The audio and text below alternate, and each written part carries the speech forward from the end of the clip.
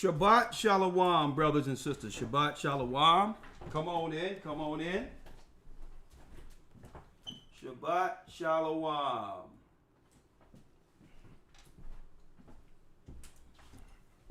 Yes, we're the elders of the Gathering of Christ Church here with our weekly Sabbath lesson. Shalom to our brothers and sisters from the four corners of the earth. And let's start this off with the Lord's Prayer.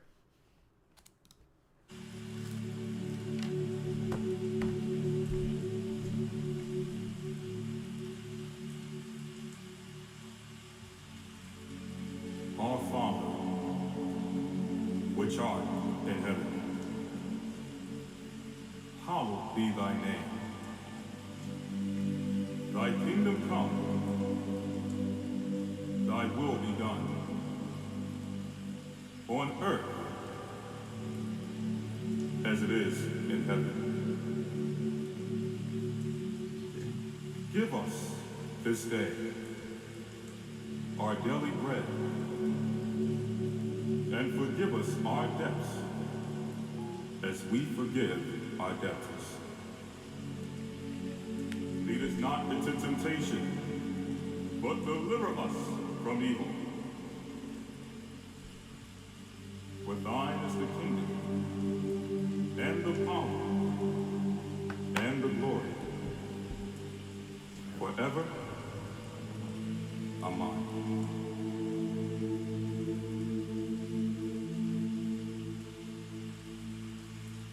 Abba Noah, Shabbat Shemaya, Kodash Haya Shemha Ahaya, Malak Wafka Taba'am, Ratazawanka Haya Asha, Ba'arataza Kawa, Haya Hashemaya,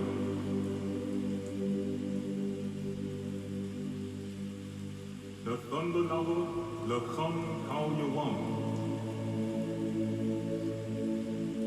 Wasalak Noah, Kawak Waf Noah, Hasalak Noah, Kawak Waf Yanawa Wala'al, Kabayak Noah, Anasaya Wan Aval, Awashai Noah, Manrai Bayalata, Kamalakwa Waha Allah, Ahathapa Arak, La Lawya, Uman.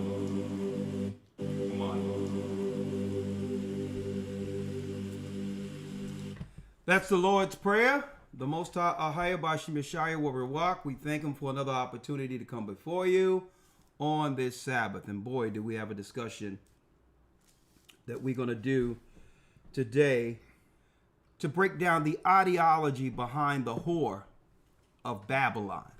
We're going to talk about it, how that transferred geopolitically throughout the earth and how it has affected our people real time, brothers and sisters, because we don't understand the spiritual warfare and how it's waged against us. Most of us fall victim. And by fallen victim, I mean we're talking about the blood of the saints. How they have strategically constructed and social engineered a world in which they could get rid of us without us actually understanding that it's intentional. And we're going to talk about that, the spirit of the harlot today. We're going to go into it. Hit that like button.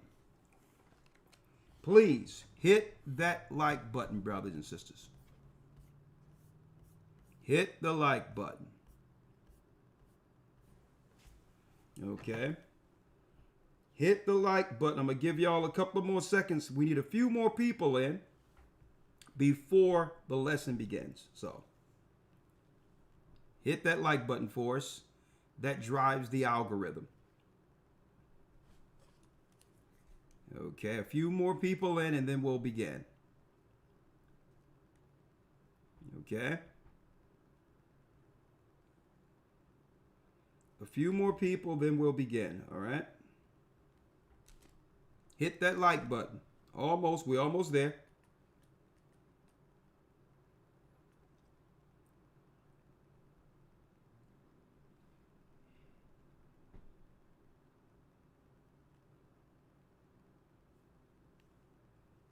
Thank you. Thank you. Thank you. Thank you.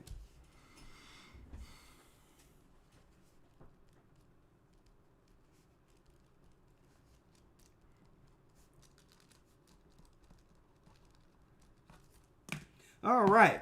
Elder Lawya, if you will, let's do the Shema.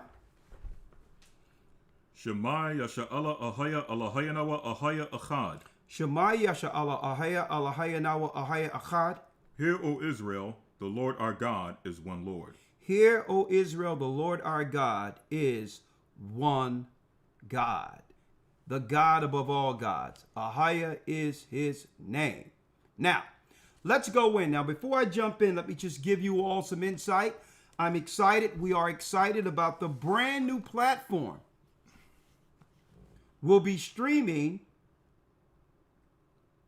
the Hebrew and Bible Academy. A brand new platform, folks, all encompassed, where you go there to see your videos.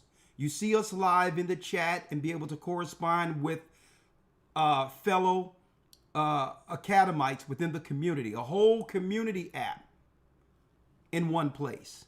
You can use it with your computer, tablet, phone. It doesn't matter. Everything is there. No more waiting for your email and all these others.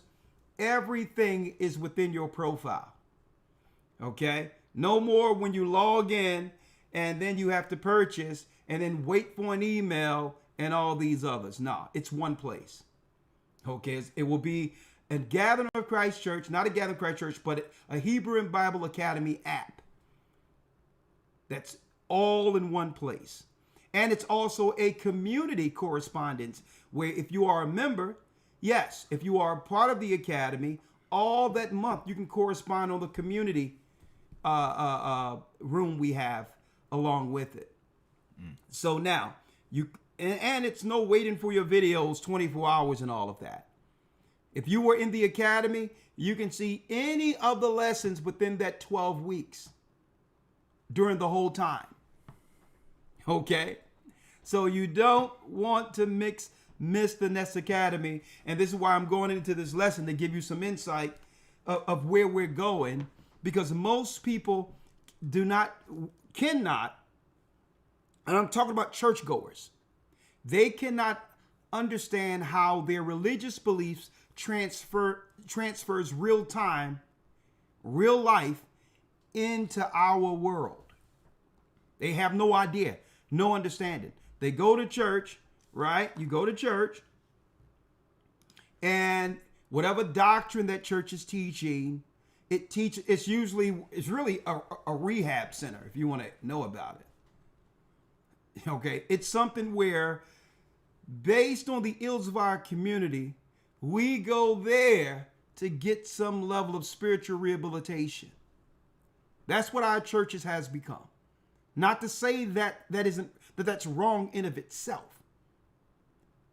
But usually, if you're dealing with the Bible of God, shouldn't we get in front of all the issues that we seek to repent from and to rehabilitate ourselves from afterwards?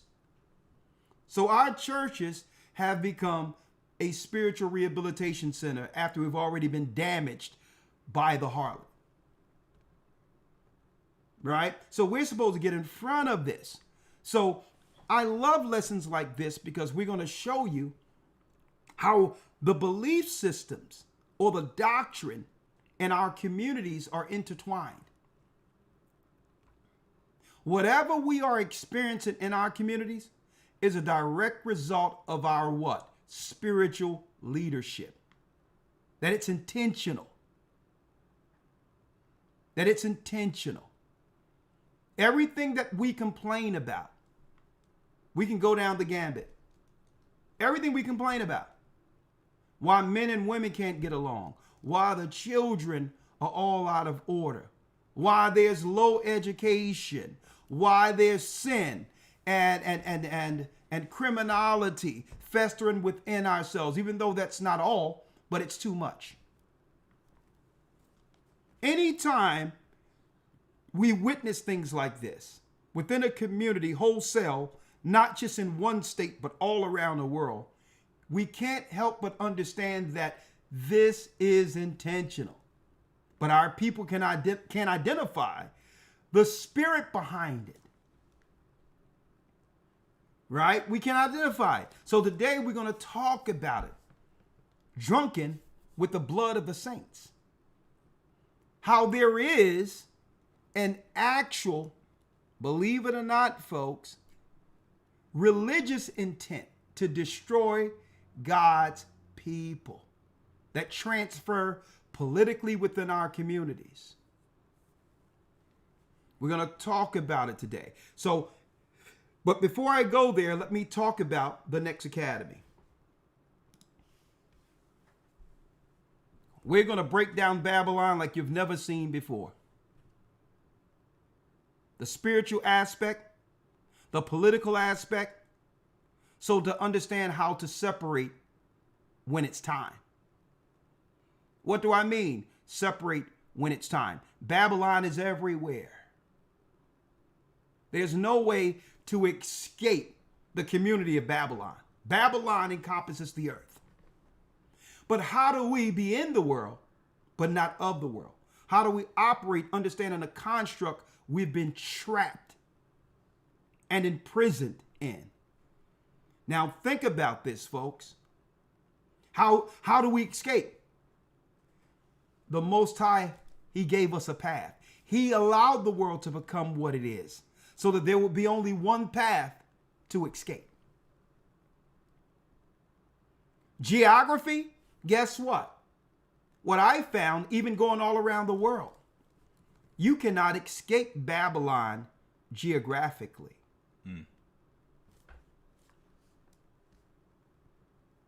The same concerns and the same issues that we'll find here, it's everywhere. So in the academy, we're going to talk about that. We're going to talk about geopolitically what's going on with the mark of the beast and how that coincides with the spirit of who? The harlot. Now, why are we concentrating on the harlot? Because there's many things that's ignored that should not have been ignored while growing up in churches. No one tells us that there's a secret spirit in the earth seeking to destroy a particular people. All things are relative in the church. Okay? Not to say it was all bad, but it's all about traditions, upholding traditions. Upholding generational traditions of a community. Okay? Upholding some level of morality, but without understanding the world around us. See? Which I believe is a very dangerous place to be. To believe in the Bible and not understand the world. Not understand how the world affects us personally.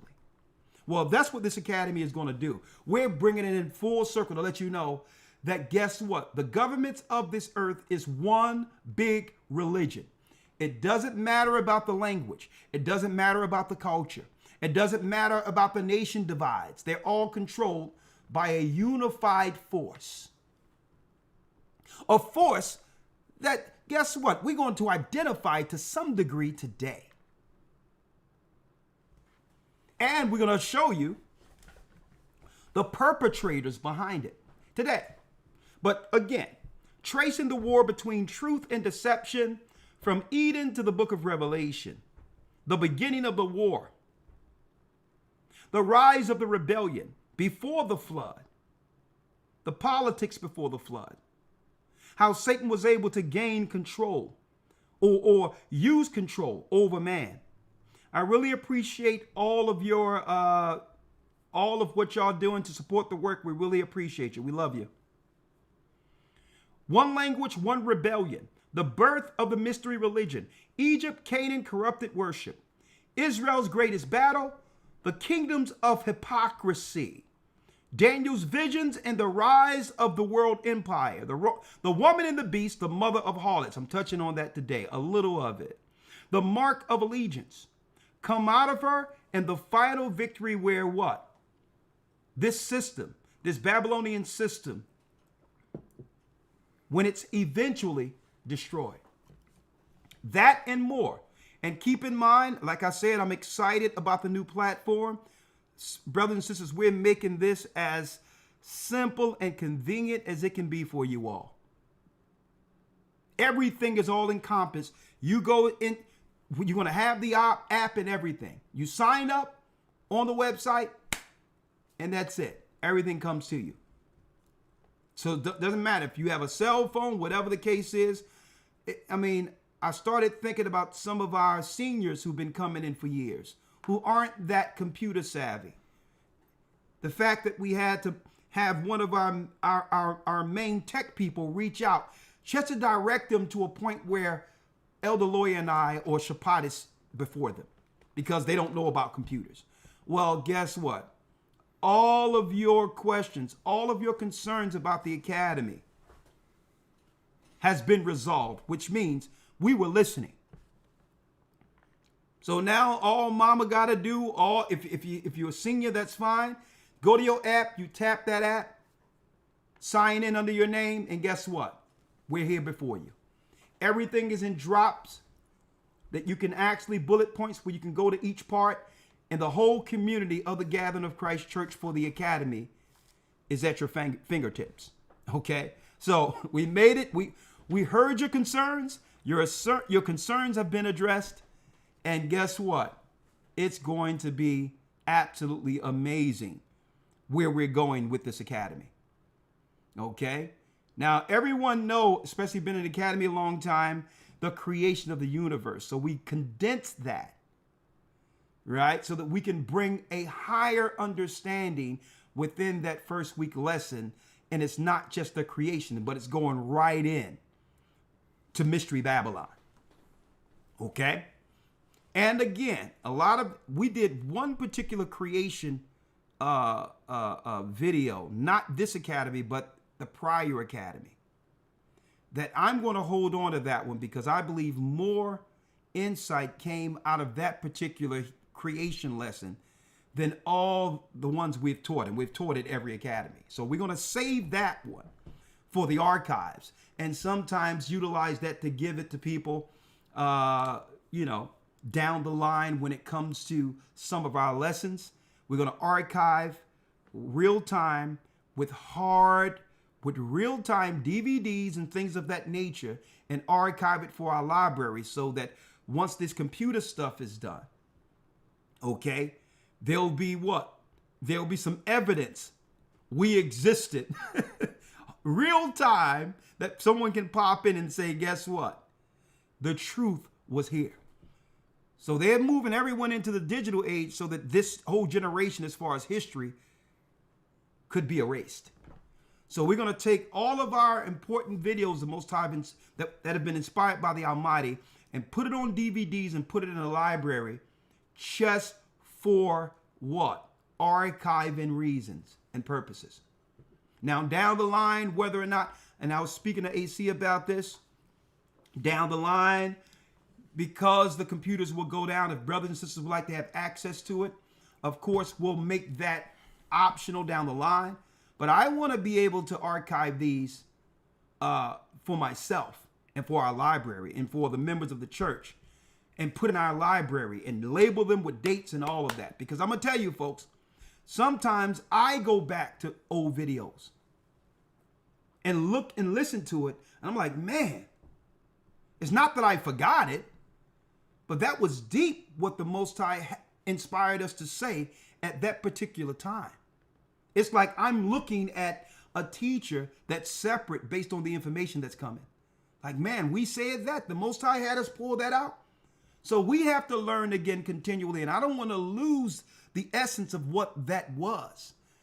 So the Most High put a spirit on me and say, you know what?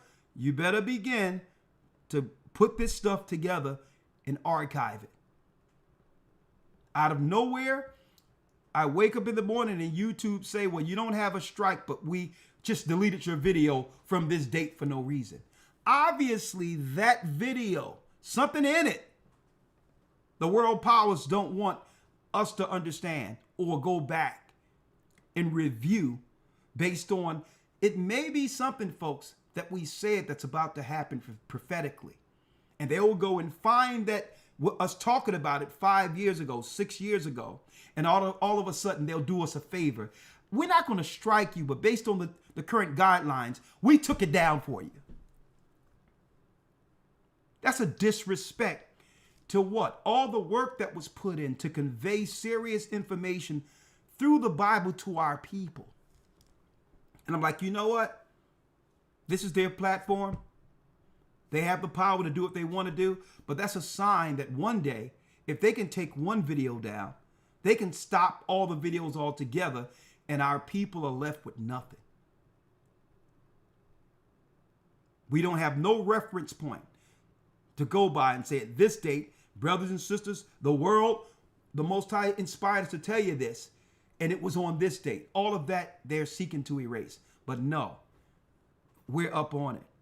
I'm going to archive this stuff, and it can be hundreds and hundreds of DVDs. I don't care. Dates and everything. Every video we do, I'm going to have it taken down, downloaded, archived hard copy, and put away in storage. Okay? So we're going to do that. So again, if you want to be a part of the Academy again, go to historytimes.org to enroll. That's what? That's historytimes.org to enroll. All right. GOCC, Lucifer ruling from the stars. Exactly. That, brothers and sisters, that's one of those videos.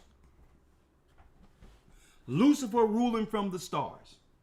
Even till this day, it's one of the most watched videos outside of From Babylon, Rome to America, and the name of the Most High, and especially the 12 lost tribes found. Right? Go to historytimes.org to enroll. And brothers and sisters, we will see you in South Carolina for the baptism this coming what? This coming next week. Friday and Saturday. Thursday, I'll be going to the plantation places and getting footage, going into the history of slavery when the children of Israel, the tribe of Judah in particular, was brought to the shores of America. Okay? And then from those same waters, showing the Most High delivering his people through baptism, that gives us another opportunity, what? Towards the covenant. Showing that everything Christ said he would do for us has come around full circle. From slavery to liberty. We're going to do a full documentary. But guess what? Hey, what's more important is what we announced that the Most High inspired us to say that we were going to do first. And that was what? The baptism. We thought that it was going to be just a few people, folks. It's going to be so many people. All praises be to the Most High. That's going to the water at one time. Israelites and Gentiles alike coming to the water. Okay. For the remission of sins and to join this final battle against evil. And folks, I'm so proud. I'm happy that we can all be in this together to the very end. And believe it or not, folks, victory. We're going to win. And when the Most High says the weapons of our warfare aren't carnal, look at all the people come into the water through the Spirit that are joining Christ's body at the very end of Babylon. So I'm excited about that. And next week we'll see you there. Thank you, We'll See. I really appreciate your support. Blessings and blessings, all of you. We support you. We love you. Keep your prayers out there for us. And we'll see you next week in South Carolina. Okay? We'll be in the Orangeburg area for the baptism. So, all praises be to the Most High. Elder Lawya, let's jump right in. Let's go into the lesson, if you will. Let's go right into it. Drunken with the blood of the saints. What do we mean by that? There's a spirit that we've been continually attacked by, that have infiltrated the Christian church. And it has always been there. It has always been there. Lying dormant. Lying dormant. And it's not what you think.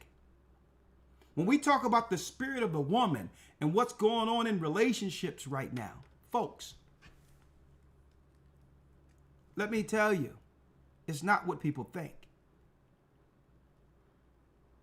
Like when we hear about woman empowerment, the feminist movement and all of that, that's just scratching the surface. What if that spirit have been there for generations without us actually recognizing it? Because it's truly not a threat, as far as we can see, as strong, heterosexual, Bible-believing men. I need y'all to think about that. Usually, if you're standing on the Most High and you are a man, you could care less about the threat, really, in your mind, of a woman. But what if the woman isn't just what we deal with in our time and space when it comes to the third dimension? Suppose there's another woman affecting the women and the men to fulfill a prophecy of Rome one day destroying God's people. I'm going to tell you, they don't like, guess what? They love it when they see men and women fighting against one another, because we're not recognizing or taking heed to a spirit that resides amongst us. The spirit of the harlot. Yesterday, I touched on it, but I really didn't want to go into it fully during our update yesterday. I didn't want to go into it because it would take too long to break down, and I didn't want to leave it out there fragmented, where it was like Elder brought something out, but I still need some understanding on it. So I said, you know what? I'm going to take some time today to dive into this, so to segue us into what brothers and sisters can look forward to within the next academy. Right? So before we do this, we have to go back to Genesis. We got to go back to Genesis to identify our big brother, Esau, and to show what he was known for, right? Now, Esau is a man. Edom, that's right, the son of Isaac, right? So if I'm going to break down the harlot, if I'm going to break down this mystery today to show you, right, I have to go back to its architect, the mind behind this, so that the attack to destroy the saints would be utilized through what? A weaker vessel, as so that God's people at the very end would not be able to understand who's truly attacking us. Right? And also to show you that there's a religion behind it. Right? Let's go there. Elder Lawya, let's go here. Let's go to where Esau is called the cunning hunter. Let's go to Genesis. Right here. Genesis 21, and let's go straight down. 25 and 21. Yeah, 25 and 21. Let's read that real quick. Yes, sir. The book of Genesis 25, verse 21. Read. And Isaac entreated the Lord for his wife, because she was barren. And the Lord was entreated of him, and Rebekah his wife conceived. And the children struggled together within her.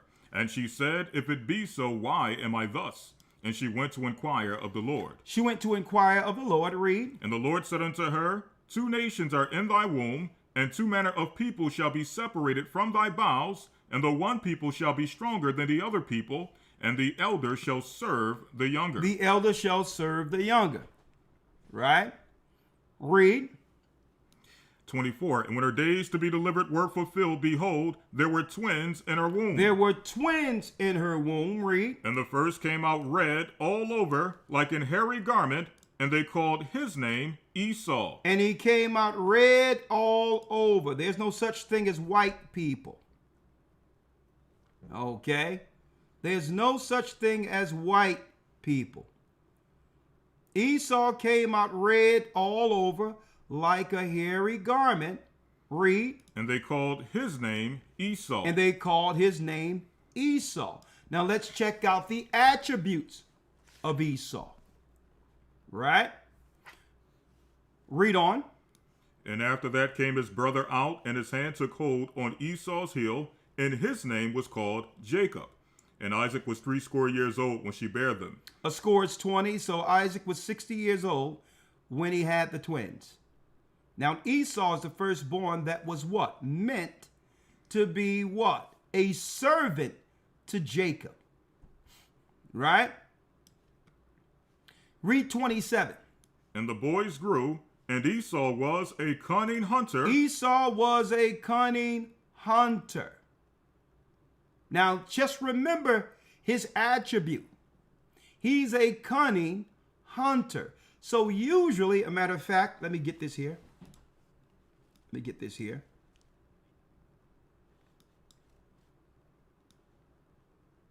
So you all can see it right there. 1 second.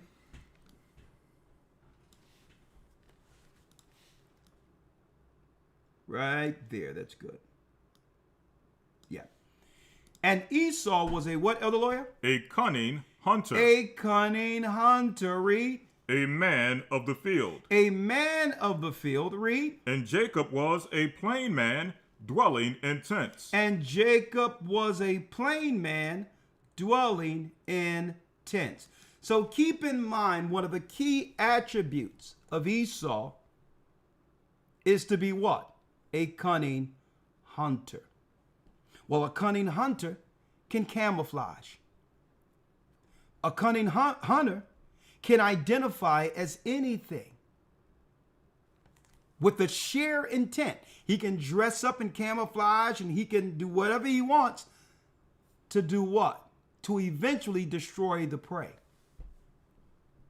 But guess what attribute that he has? More so than anything, the power of illusion, psychology. So if he's hunting people, how can he destroy people without getting recognized? If a man attempts to oppose himself physically against another man, automatically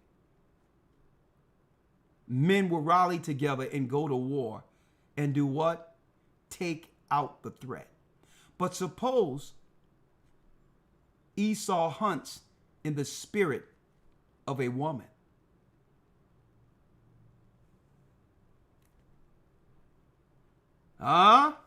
Suppose he's hunting in a spirit that can destroy the man indirectly by him hunting through the spirit of woman. Same effect.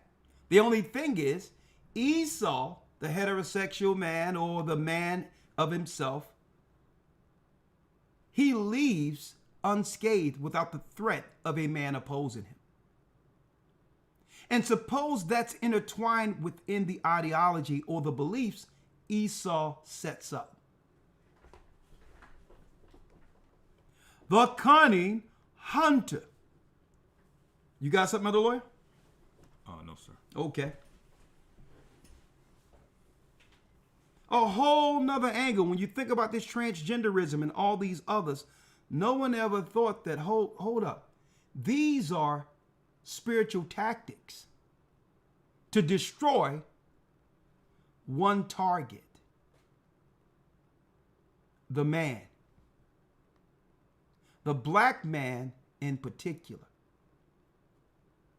Okay, all you have to show me is what the threat is.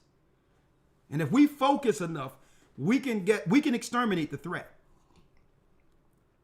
But suppose Esau was able to do it a different way and say, listen, I can pick you off, my brother Jacob, without lifting a finger.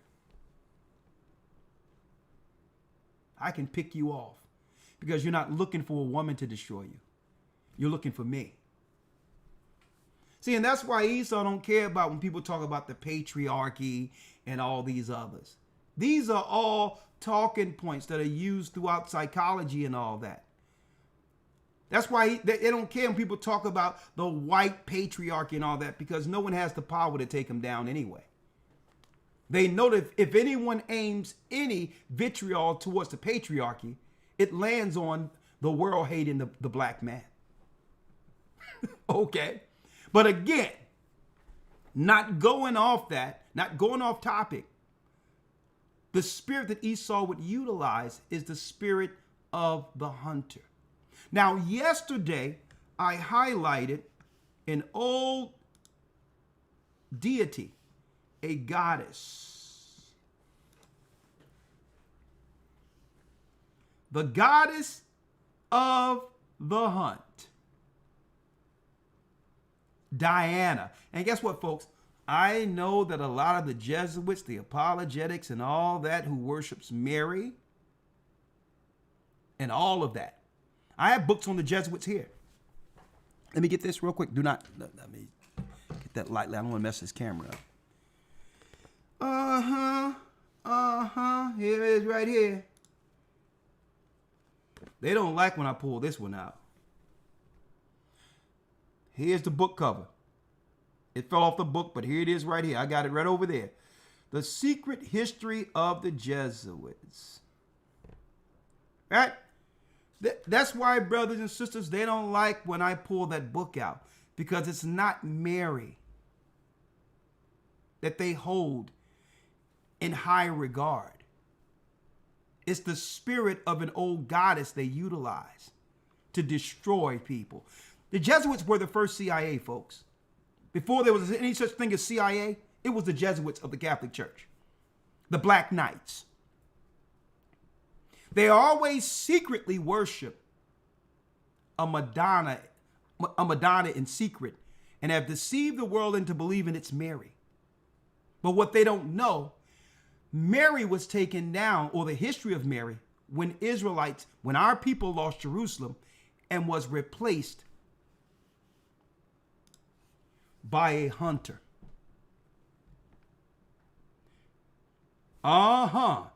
Diana, who became Mary after the fall of Jerusalem.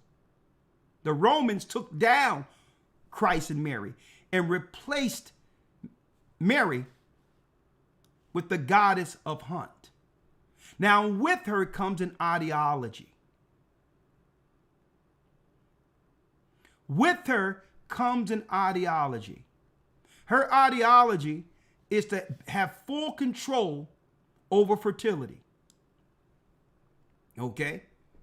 What child lives, what child dies. A right to choose anyone? Oh, you didn't think that was a religious tenet. Right? And she's the hunter. She's there to protect the women from the patriarchy. And she's there, and guess what? She holds the power over chastity. Right? Goddess of the hunt. Esau the cunning hunter. Hit that like button, folks. Now, later on, they started putting her up as our people began to go into captivity and all that, during the Renaissance period, they started to switch her out to Mary and labeled her the Queen of Heaven as something innocent. But her ideology is poisonous. Her ideology is the hunter. Her ideology is the hunter. Now we're going to show you her objective, what she's there for. Okay, it's a spirit that possesses women without women knowing or understanding it. She has always been a deity for women empowerment. Right? Diana. Now, yesterday I went through this, but we're going to show you that the disciples was up against this spirit. We're going to show you the disciples were up against this spirit, folks.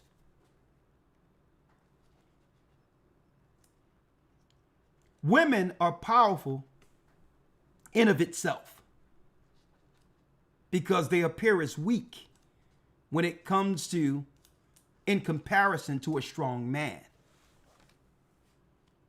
That's power because what? You underestimate a woman's intentions. Now, if a woman is in a spirit of virtue in God, then okay. She's a helpmeet to you.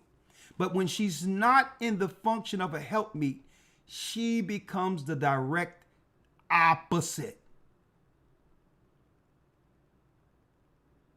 She becomes the hunter. Now, suppose Satan could what? Set up a system that can hyper signal this throughout the whole earth, and it becomes the norm, aimed towards destroying one target. Elder Lawya, you know where I'm going here. Let's go to the book of Jeremiah real quick, and let's talk about her real quick. Jeremiah.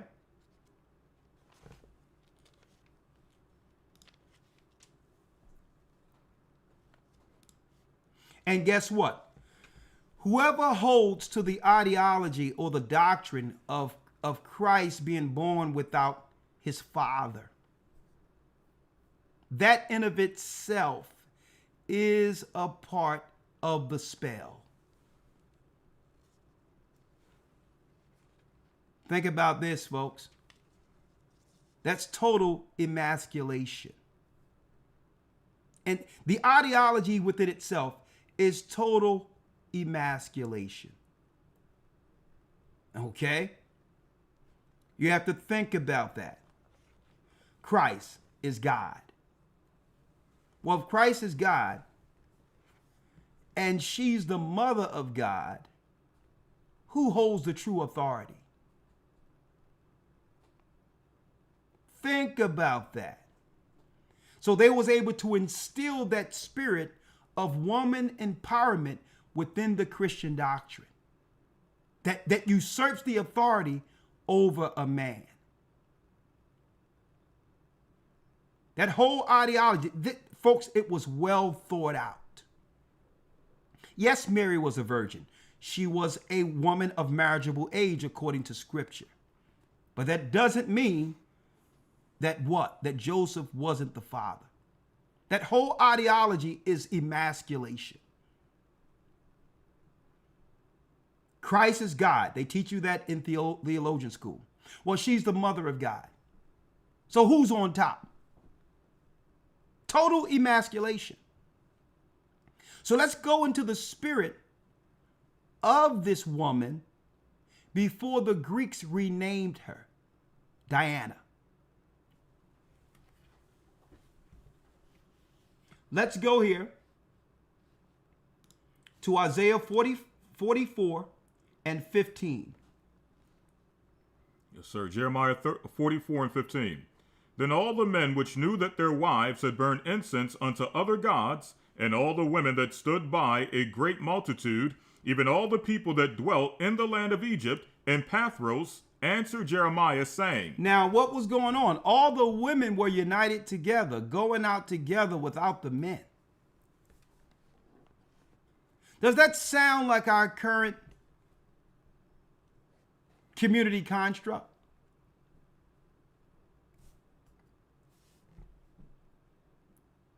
Huh? I'm going to show you how it has come around full circle. Folks, there was no gatherings coming up when I was coming up where there was just women in numbers at a social setting, be it a cookout, be it going out. There was no such thing as a social setting where where it was predominantly women.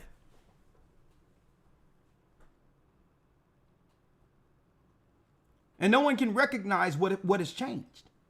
That spirit have permeated and have actually taken front stage.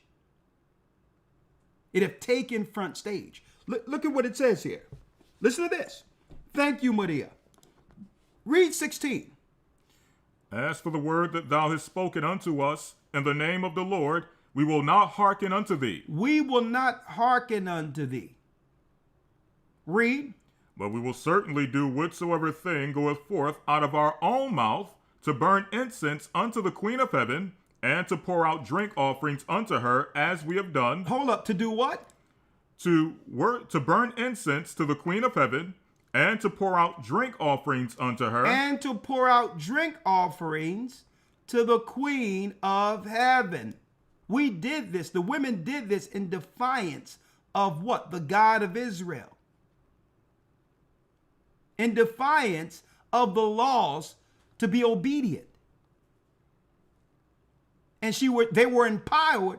They were empowered by who? The Queen of Heaven. Semiramis at that time, who's been renamed different female deities. Be it Venus, be it Diana. Right? This is a social setting, folks. In every setting, ceremonial, ritualistic. Read. As we have done, and our fathers, our kings, and our princes in the cities of Judah, and in the streets of Jerusalem. For then had we plenty of victuals, and were well, and saw no evil. But since we left off to burn incense to the Queen of Heaven, and to pour out drink offerings unto her, we have wanted all things, and have been consumed by the sword, and by the famine. And by the famine. Read. And will be burned incense to the Queen of Heaven, and poured out drink offerings unto her. Did we make her cakes to worship her, and pour out drink offerings unto her, without our men? Without our what? Without our men? Without our men. We're going to do it whether you care or not. And a matter of fact, if you want to be down with me, you're going to have to worship what I worship. You're going to have to deal with the ceremonies, and that's all set up that uphold me as Queen of Heaven before the world, to show everybody that what?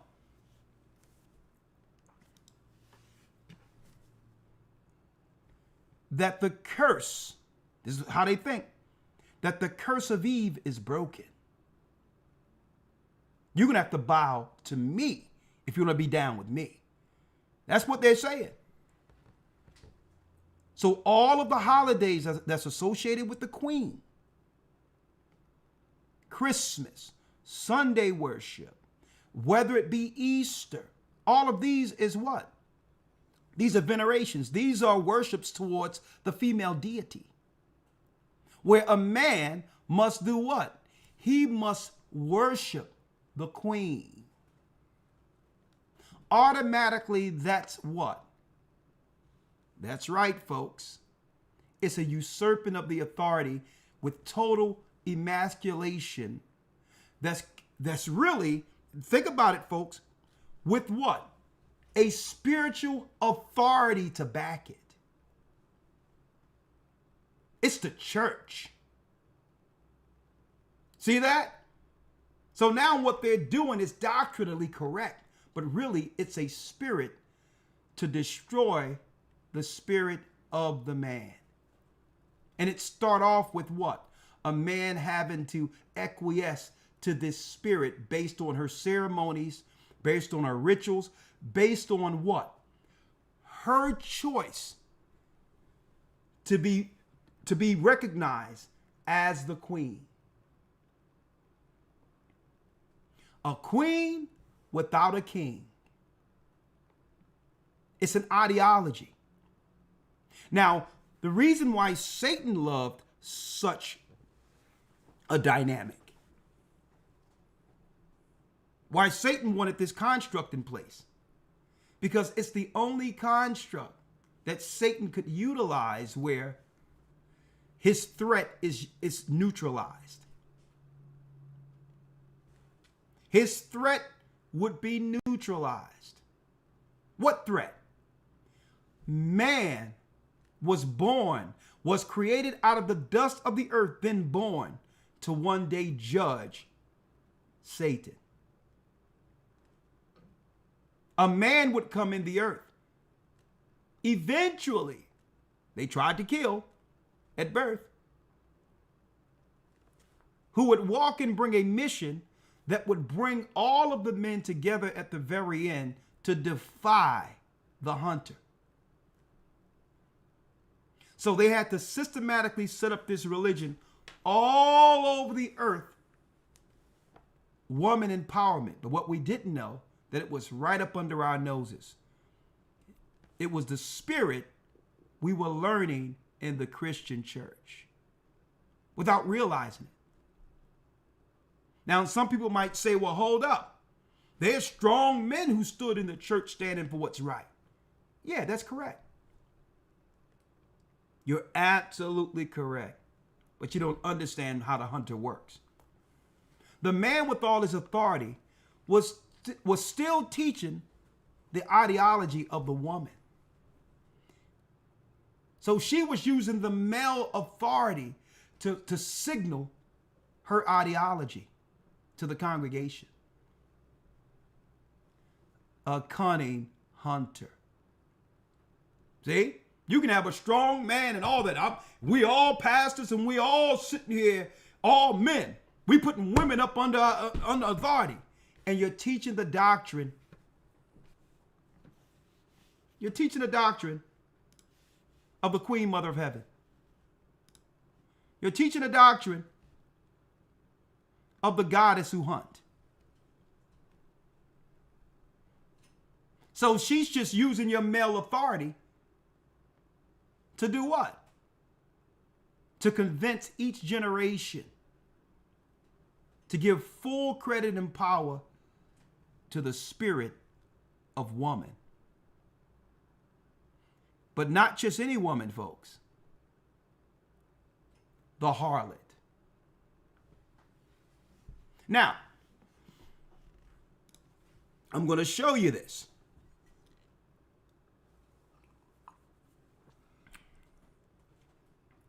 Now, I'm going to show you how the disciples were operating when it came to the walk, the doctrine, how they was converting people who worship this woman. Because it's not just a tradition between four walls, folks, when you go to church or the temple of Bacchus at this time. Whatever they were learning there transferred into the Roman community. Hence the reason this is how Caesar was able to control and keep his population under control. Right? Through this same spirit. If you can convince the women to be on board with government, then they'll teach the traditions and all of that for generations to their children. And keep the men under obedience to Caesar. See? So this thing just doesn't apply to us. This ideology is a form of population control. And it worked back then. So they said, well, suppose we can get this same ideology and mindset in the church. It worked to control Roman citizens. It went from Ceramicus to Mithraism, and then after Rome, that's right, she became Diana. So let's see the disciples interacting with Diana real quick. Right? Elder Lawya, if you will, let's go straight there. Interacting with the spirit of Diana. Acts 17, right?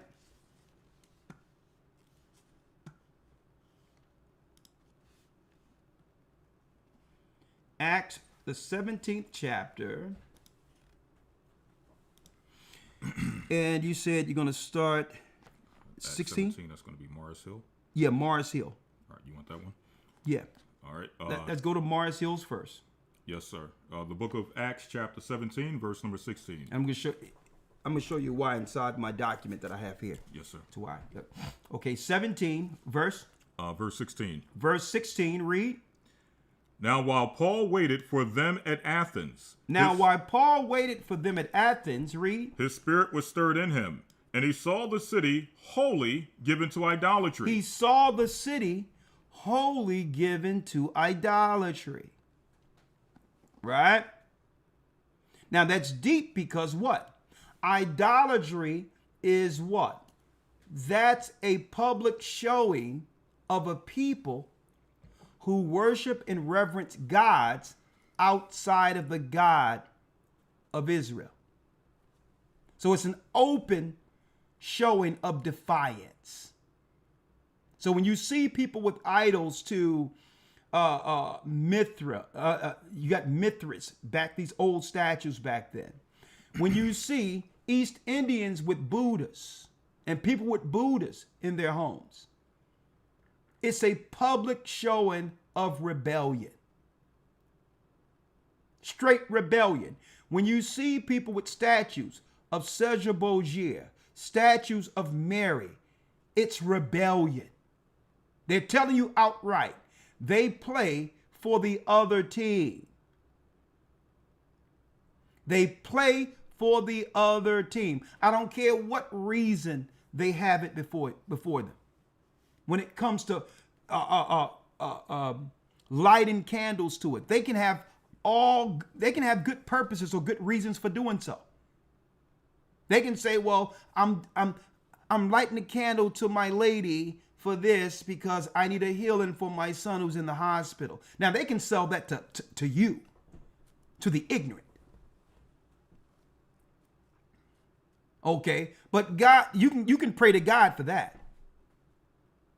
You, in the name of Christ, you can just pray without what? Lighting candles and praying to a statue. There's something else in this, what they're doing with these statues and stones and all these others that they're not telling us.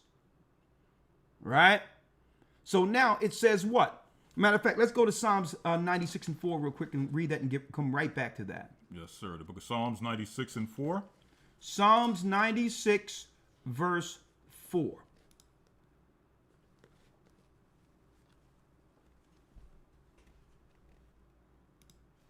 Yes, sir, I'm there. All right. For the Lord is great and greatly to be praised. He is to be feared above all gods. He's to be feared above all gods. Read. For all the gods of the nations are idols. Are what? Are idols. Are idols. Read. But the Lord made the heavens. But our God, Ahia, the God of the Hebrews, made the heavens. So why are we going to some stinking rock? Why are we burning candles to this and that? Why are you standing in front of Mary with some rosary beads or whatever? When it was our God who made the heavens. Go straight to the source. So the Bible identifies idolaters as those who are publicly in rebellion against God. They're in rebellion. So let's go straight back to where we were, Acts. Yes, sir. The book of Acts, chapter 17, verse number 16. Acts 17, let me get it here. Acts 17, verse 16, read it. Now, while Paul waited for them at Athens, his spirit was stirred in him when he saw the city wholly given to idolatry. Read. Therefore disputed he in the synagogues with the Jews and with the devout persons, and in the market daily with them that met with him. Then certain philosophers of the Epicureans and of the Stoics encountered him, and some said, What will this babbler say? Other some, he seemeth to be a setter forth of strange gods, because he preached unto them Yeshua and the resurrection. And they took him and brought him unto Areopagus, saying, May we know what this new doctrine? What is this new doctrine you're holding, Paul? Read. Whereof thou speakest is? For thou bringest certain strange things to our ears. We would know therefore what these things mean. For all the Athenians and strangers which were there spent their time in nothing else, but either to tell or to hear some new thing. Paul stood in the midst of Mars Hill. He stood in the midst of Mars Hill. We're going to show you the significance of that in a moment. Mars Hills. This is where what? This is where the spirits interact with government and all of that. They set up priests to control the population or to give knowledge to the elite for that population. Mars Hill, read. Then Paul stood in the midst of Mars Hill and said, Ye men of Athens, I perceive that in all things you are too superstitious. Read on. He says you're too superstitious. Read. For as I passed by and held your devotions, I found an altar with this inscription, To the unknown God, whom therefore ye ignorantly worship, him declare I unto you. He says you had an inscription that says to the unknown God, because everyone claimed that I don't know whether or not God exists. Or is he true? We're trying to find him. And Paul says, listen, put all that crap down. We're declaring the true God to you. So do you really want to know him? It seems like all of your reverence and your direction towards trying to find spirituality is in search of this unknown God. And that's why all these idols are around, right? Well, I'm going to declare it to you so you can throw this junk in the trash. Okay? I'm going to declare that God to you since it's all about this unknown God you're claiming, you're searching for. And folks, and I hear this amongst everybody. Some people will call him, they'll call him Q. They'll call him the source, the universe. They'll go into all these different names instead of admitting, nah, a lesser God is dealing with you. And what they'll try to claim, well, no, I just call him universe. It's still the same God you believe in. And guess what? In our response, no, it's not. No, it's not. It's another spirit. The Most High didn't tell Moses, I'm the universe. Okay. He gave Moses a name. Right? But I digress. Come on, Elder. 24. God that made the world and all things therein, seeing that he is Lord of heaven and earth, dwelleth not in temples made with hands. Dwelleth not in temples made with hands. Now, what he was doing here by proclaiming this, thank you, Premier, bless you. What he was doing by saying this, he was getting in the way of the pagans' livelihood. This was getting in the way of the livelihood, folks. Listen, the whole economy of Rome, when it comes to merchants selling and all that, was predicated off of the population's core beliefs in these gods.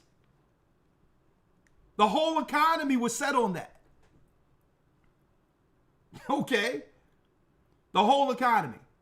So here it is. They done made all these statues and all these good luck sayings and all of this so that people can purchase these particular items to become closer to the spiritual world.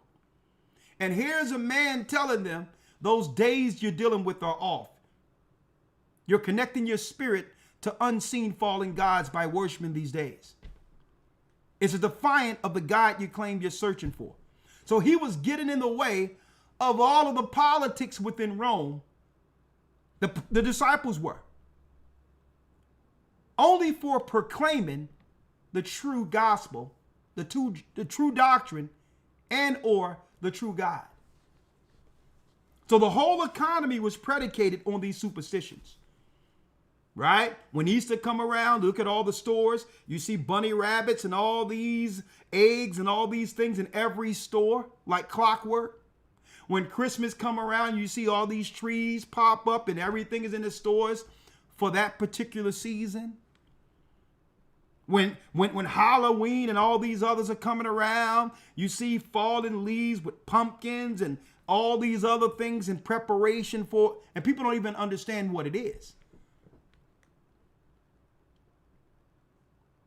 That's right, folks. It goes right back to the goddess. It goes right back to the goddess and how it transfers into real time. Well, the goddess, the woman, by celebrating these days, are empowered by that same spirit, and now she controls the dynamics of the family. The man is only what? The man is only an ornament that's replaceable as long as he's doing his job. This system that Satan set up can run flawlessly with the man's participation or without it. I'm going to tell you. Why? Because at the end of the day, the whole plan is to get rid of the man anyway. It's a part of the religion. I'm going to show you. Right? So, keep on going down. Yes, sir. Picking up in 25. 25, let's go. Neither is worship with men's hands, as though he needed anything, seeing he giveth to all life and breath and all things, and have made of one blood all nations of men for to dwell on all the face of the earth, and have determined the times before appointed and the bounds of their habitations. So Paul dropped out, and our God have made one blood of all nations of men for to dwell on the face of the earth. Which means, think about this. The Gentiles are in rebellion also. That's right. They're in rebellion. The Gentiles are in rebellion. They was meant to serve the living God from the beginning and has gone off of the script, folks. Hence the reason the disciples came, not just to bring order to the children of Israel. That's right. It tell you right here, he have made one blood of all nations. He have made one blood of all nations. So you can't say this is an Israelite here, just Israelites. Mm-hmm. Of all nations who were supposed to serve the living God, they went off too. See, with this idolatry. Now, let's go to the next one, Elder, if you will. Yes, sir. Going to the book of Acts, chapter 19. Yes, sir. And verse number 21. 19, verse 21. Let's read it. After these things were ended, Paul purposed in the Spirit, when he had passed through Macedonia and Achaia, and to go to Jerusalem, saying, after I've been there, I must also see Rome. So he sent into Macedonia 2 of them that ministered unto him, Timotheus and Erastus, but he himself stayed in Asia for a season. Read. And the same time there arose no small stir about that way. For a certain man named Demetrius, a silversmith, which made silver shrines for Diana. Silver shrines for Diana, who later became Mary after our people lost Jerusalem. The hunter. Esau's like, you know what? I will destroy Jacob through the spirit of a woman. He'll never see us coming. It's an ideology. The hunter. Who is she hunting? I'm going to show you.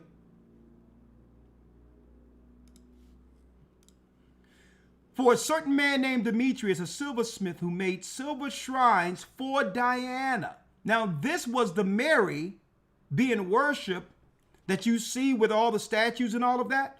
Before they relabeled this statue Mary, it was Diana, folks. Before 70 AD, the same statues you see around the Catholic Church. And even when it came to St. Peter's Basilica, when you go over there, that's not Peter. The history is what? They took the Jupiter statue out of the pagan temple and placed it in the church and called it Peter. Called it Peter. For a certain man named Demetrius, a silversmith, who made silver shrines for Diana, read. Brought no small gain unto the craftsmen. Read. Whom he called together with the workmen of like occupation and said, Sirs, ye know that by this craft we have our wealth. Read. Moreover, ye see and hear that not alone at Ephesus, but almost throughout all Asia, this Paul hath persuaded and turned away much people, saying that they be no gods which are made with hands. There's no gods which are made with hands. He's going right up against the what? The worships to the Queen Mother of Heaven. He's going up against it back then. Paul is a Benjamite, an Israelite. So there was a clear distinction, a separation between Christianity back then, that we see back then, compared to the modern Christianity we're witnessing today. This would be no different if Paul and the disciples were living in our time, going up to a Catholic church saying, take down that statue of Diana. They tricked us by renaming these gods and goddesses after what? After respected people that they know that we love within the Bible. That's what they did.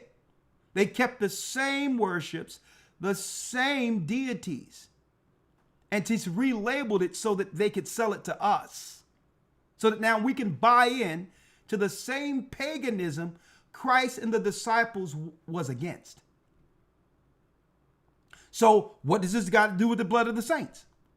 Well, understand this, folks. With that belief comes what? A spiritual authority. A spiritual authority will now come from this ideology. That now God's name, God's spirit is behind anything politically or otherwise that's pushed from the Vatican now. Now, suppose what they're pushing is the death for the children of Israel. What if that's the secret ideology of the whore? And we sitting there in church praying and all this, taking on this spirit that leads to a total extinction of God's people. See?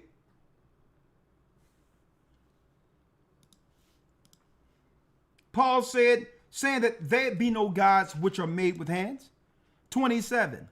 So that not only this our craft is in danger to be set at naught, but also that the temple of the great goddess Diana should be despised, and her magnificence should be destroyed, whom all Asia and the world worshipeth. Whom all Asia and the world worship, folks. This includes what?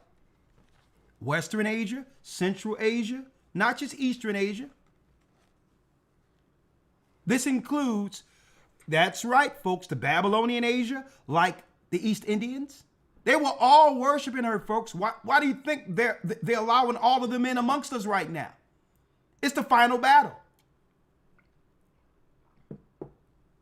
They're coming in with a full understanding of their position and job and their job against us, physically and or spiritually. See? They heard about this Judah have been hyper signaling all over the world this gospel that have awakened everyone. They're like, nah, we're going to the old Babylonians who worship the mother since the beginning, and we're going to bring all of them over here to destroy and undermine the saints.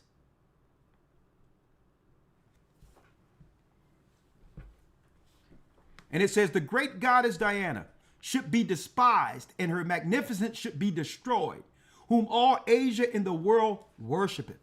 Read. And when they heard these sayings, read. And when they heard these sayings, they were full of wrath. The people were mad.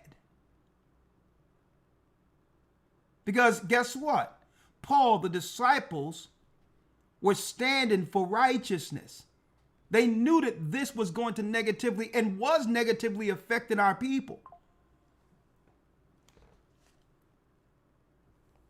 And when they heard these sayings, they were full of wrath, read. And cried out, saying, Great is Diana of the Ephesians. Read. And the whole city was filled with confusion, and having caught Gaius and Aristarchus, men of Macedonia, Paul's companions in travel, they rushed with one accord into the theater. Come on. And when Paul would have entered in unto the people, the disciples suffered him not.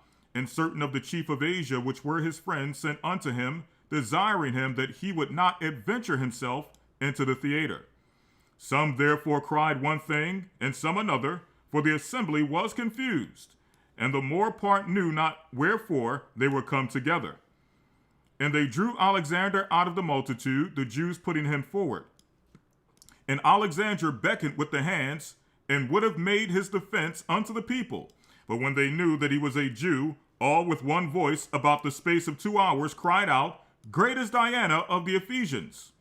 And when the town clerk had appeased the people, he said, Ye men of Ephesus, what man is there that knoweth not how that the city of the Ephesians is a worshipper of the great goddess Diana, and of the image which fell down from Jupiter? And the image that fell down from Jupiter.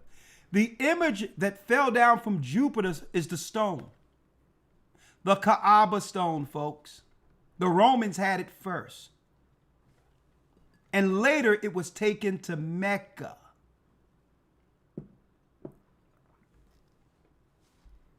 A lot of you don't even know this. That stone in Mecca have nothing to do with Abraham and all. They're lying. This stone was worshipped amongst the Romans first and was later taken to Mecca. Hence the reason why they seek to destroy the saints with who? Led by these two religions, modern day Christianity and modern day Islam. They're the merchants who are paid to come over to control and or stop the children of Israel from rising.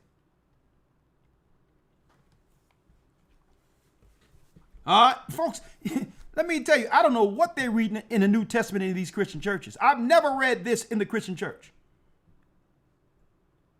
While being in the Christian church. Because all you have to do is do the research and say, okay.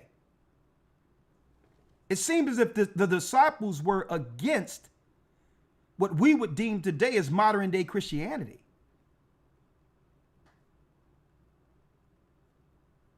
So they switched out a Nimrod with Jesus. Kept the same worships. The virgin son. No father. They switched out Mary with Diana. See? You got Jupiter and the Yule child from ancient Babylon. That's your Trinity, folks, of today. That's your Trinity. Satan's Trinity. Seeing what? Seeing then that these things cannot be spoken against, ye ought to be quiet, and to do nothing rashly. For ye have brought hither these men, which are neither robbers of churches, nor yet blasphemers of your goddess. Wherefore, if Demetrius and the craftsmen which are with them have a matter against any man, the law is open, and there are deputies. Let them implead one another. Let them implead with one another. We're going to stop there because I just wanted to give brothers and sisters today a reference, a holding spot to show you in scriptures that what you see us going against today happened back then. It happened back then. It's a spirit of Diana that the Romans would use as a form of control over the population to eventually take full power and authority over the families, and then subsequent to that, get rid of the men altogether. That's the plan. Now, let's now go to the book of Revelation, John on the Isle of Patmos, John 1.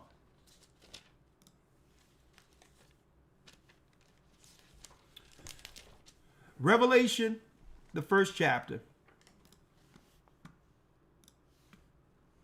where now the Most High, through the Spirit of Christ, is about to prepare Paul to understand what God's people would be up against. Right? Let's start at the first verse. Revelation 1 verse 1. The revelation of Yeshua Mashiach, which God gave unto him, to show unto his servants things which must shortly come to pass. And he sent and signified it by his angel unto his servant John, who bear record of the word of God and of the testimony of Yeshua Mashiach, and of all things that he saw. Blessed is he that readeth, and they that hear the words of this prophecy, and keep the things which are written therein, for the time is at hand. For the time is at hand. Blessed is he that readeth. Everything that's going on in the earth is contained within the Bible. Everything. And I'm talking about the complete context of how the world is and what's going on. It can all be quantified within the Bible. The one book all nations and all religions has been against. This one book. That's why they don't want you reading it, because it gives you the insight on how to operate in this world, understanding who's your friend and who's your enemy. Okay? It gives you the insight, the understanding of how to survive what we know now as Jacob's trouble. Right? Jacob's trouble. Because don't forget, Jacob is under duress by his brother Esau, but Esau is attacking indirectly. Indirectly. And Jacob is so naive, Jacob is just getting picked off. Whether it be in the medical field, whether you going to the doctor and it's medical apartheid. Whether it be in a relationship, and now the spirit of the hunter is being utilized indirectly to a woman to keep you at bay and to protect you from not opposing Esau. Okay? Or take you out altogether.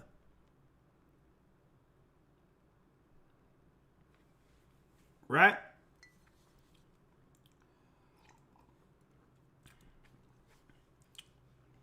Read on. 4. John to the 7 churches that which are in Asia. Grace be unto you, peace from him which is, and which was, and which is to come, from the 7 spirits which are before his throne, and from Yeshua Mashiach, who is the faithful witness, and the first begotten of the dead, and the prince of the kings of the earth, unto him that loved us and washed us from our sins in his own blood, and have made us kings and priests unto God and his Father. To him be glory and dominion forever. Amen. Behold, he cometh with the clouds, and every eye shall see him, and they also which pierced him, and all the kindreds of the earth shall wail because of him. Even so, Amen. I am the Alpha and Omega, the beginning and the ending, saith the Lord, which is and which was and which is to come, the Almighty. I, John, who also am your brother and companion in tribulation and the kingdom and patience of Yeshua Mashiach, was on the Isle of Patmos, or which is called Patmos, for the word of God and for the testimony of Yeshua Mashiach. I was in the Spirit on the Lord's day and heard behind me a great voice as of a trumpet. This is John on the Sabbath. And see, and that's why it's so important to be in the Word on the Sabbath, to be hallowed on the Sabbath.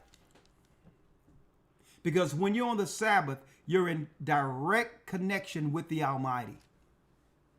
Not Sunday. He was in the Spirit on the Lord's day. 11. Saying, I am the Alpha and Omega, the first and the last, what thou seest, write it in a book, and send it unto the 7 churches which are in Asia, unto Ephesus, and unto Smyrna, and unto Pergamos, and unto Thyatira, and unto Sardis, and unto Philadelphia, and unto Laodicea. So he told them, hey, send this message to the 7 churches. So the 7 churches would have the knowledge and understanding, folks, concerning the last days. While the whole world is confused, Christ himself sent it to John, gave it to John, and John made sure through the Spirit, eventually the angels of the churches would take it to the 7 churches. That's where you get your message in the bottle thing from. John was on the island, but the churches got it. They received everything that Christ gave John. He said, write it down. He said, write it down, and we're going to get it to the churches. So they had the secrets concerning the last days. Now, where does this woman comes in at? This mystery. Where does she come in at? Right? Elder Lawya, if you can, let's go to Matthew 24 real quick. Where does she come in at? This mystery woman. I'm going to show you. Okay? Think about this. They knew the whole thing. So it was up to what? The Romans or Esau. It was up to him to flip everything around during that time of darkness after our forefathers, after they died and lost Jerusalem. When we started scattering and scavenging for survival, it was up to them to rewrite history and to block the paths back to what our forefathers knew. Even what the disciples understood. They had to block the path. Because if you know what's being shown to John, you understand everything that's going on within the world prophetically. Everything. And you understand who's the threat and who's up under the threat. All things aren't relative. These are not just some bad people out here doing things for political power and money. Okay? That's why they did everything, folks, to destroy the path back concerning what Christ warned John of. And he warned him about us right now and what we would be going through as a people right now and what to do through it. And that direction would be what signaled through the 7 churches. So what did Esau do? Go to Matthew 24. Let's go there real quick. The signs. Matthew 24. Here's the signs. Let's read it real quick. St. Matthew 24 and verse. Let's go straight to it. And he sat upon the Mount of Olives. 3. Yes, sir, verse 3. And as he sat upon the Mount of Olives, the disciples came unto him privately, saying, Tell us, when shall these things be? And what shall be the sign of thy coming and of the end of the world? What shall be the sign of thine coming and the end of the world? What world? Esau's world. After Esau falls, this world will still be here. Right? And Yeshua answered and said unto them, read. Take heed that no man deceive you. No man deceive you. Here's the first clue. Here's the first thing that would happen. Once, this is the first event that would ensue after the fall of Jerusalem. They will get all their scholars together, all their priests together, and begin the infiltration. For many shall what? For many shall come in my name, saying, I am Christ, and shall deceive many. We're going to set up a deceptive institution in the name of Christ.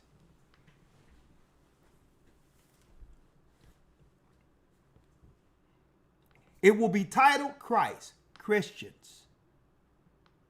But really, it would have the ideology and religion behind it that seek to destroy the saints. Okay? It would have the blood of the saints. And because our lack of knowledge, Hosea 4:6, concerning that time period, we never really asked the critical questions up in church. We never asked, brothers and sisters, the critical questions. Where are the Romans? Where are the Romans?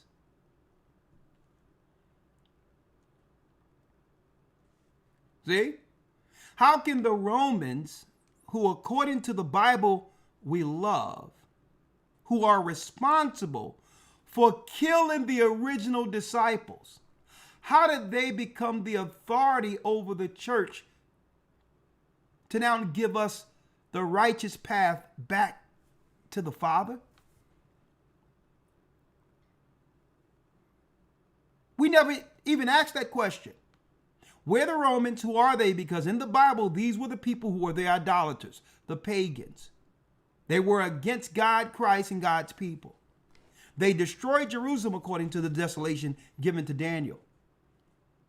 They gave our people hell strictly for worshiping our God that's contained in the Bible.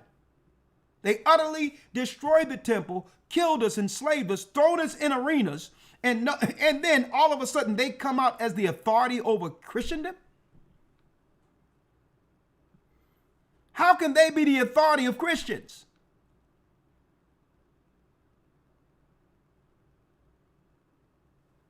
We never asked the critical questions. And if they destroyed us back then, and that was their intent, at what time in history did that change? When did it change? Because it didn't stop here, 70 AD. They found us in Timbuktu and destroyed all of that. They found us in Africa and destroyed us there. They found us, they financed the slave trade. All of these things I'm mentioning, folks, were sanctioned from the Catholic Church's authority. They found us here in the Americas and destroyed us here. The 10 tribes. And then on top of it, to show you how diabolical and evil they are, they're doing it in the name of the only man who can save us from it, which is confusing the people even more. At least when the pagan Romans began to destroy Jerusalem, we knew the pagan Romans were destroying Jerusalem. The people understood it. But now everyone and everywhere is against Christianity or against Christ because they believe that the authority that the Roman Catholic Church has, the evil intent, is all through the religion that's written in the Bible. They believe the Bible has directed these people to do this, which is confusing our people even more when they see that Christians have destroyed these people. And through that, many people have turned to paganism. See? Many people who once believed in the Bible said, if this Bible is allowing what this white man's doing and it's a blueprint on how to do it, I would rather worship another God. And folks, best believe that was Satan's plan. They wanted us out of the Bible, so to conceal who they are. They wanted us out of the Bible, folks. So here it is. Someone asked, why are they so focused on us as a people? Great question. And I'm going to read something out of this book real quick. In the light of prophecy, let in on the dark places of the papacy. Right? This is a book from the late 1800s. Another Alexander Hislop record. But one thing I like about what's in this book, I'm only going to read a few excerpts from it, is that in the back of the book, all the references are there concerning all the history books and all that throughout time is actually within the book itself. Okay? Now, someone asks, why, ask Elder Lawya, why are they so fixated on us? It was in the prophecy in Genesis 25. Right? Let me show you. Let's go back to Genesis 25 again.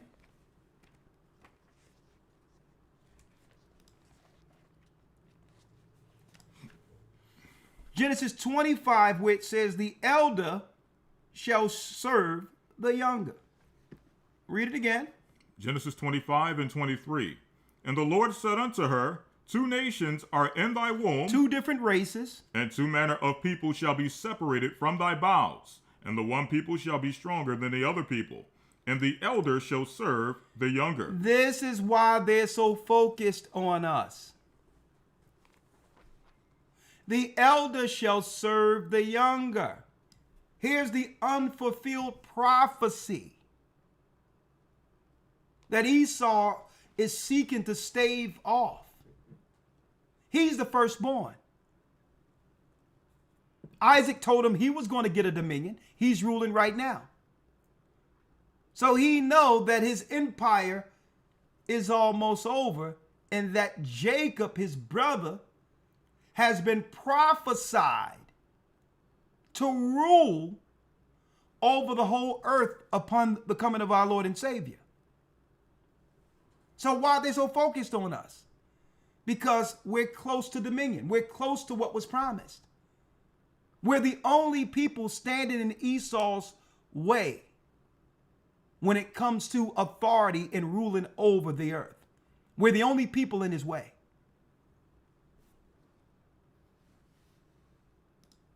He don't care about getting in the way of East Indians. There's no prophecy of East Indians doing anything outside of following who's ever in charge. Every other nation is placed in the earth to serve the dominion. So you're going to focus on who? Your prophetic threat. That's what you're going to focus on. You don't got to worry about Chinese people. Our God never said that Japheth was going to rule anything. That's why. He's going to always focus on us. Right? Because we're in the way of him keeping his authority. And he's losing it and can't do anything about it. He's losing all of his power over the people. And can't do anything about it. Because why? That's a clear indication of the prophecy. That God is bringing us down and raising Jacob now. And they can't do anything about it. See? They can't do anything about it. So they're panicking and they're going with a new depopulation program. And the depopulation, folks, is really what? Getting the whole earth on board with getting rid of us. When they say sustainability, it's talking about sustaining Esau's power. That's what sustainability is. It have nothing to do with the earth and all this crap, what they're claiming with global warming and all these things. They need to put an infrastructure in place to get rid of us before Christ returns. That's the plan. So yeah, if you knew that there was like for instance, if you knew someone was going to disturb your way of life and what you built all your life, wouldn't you'll be focused on that person too.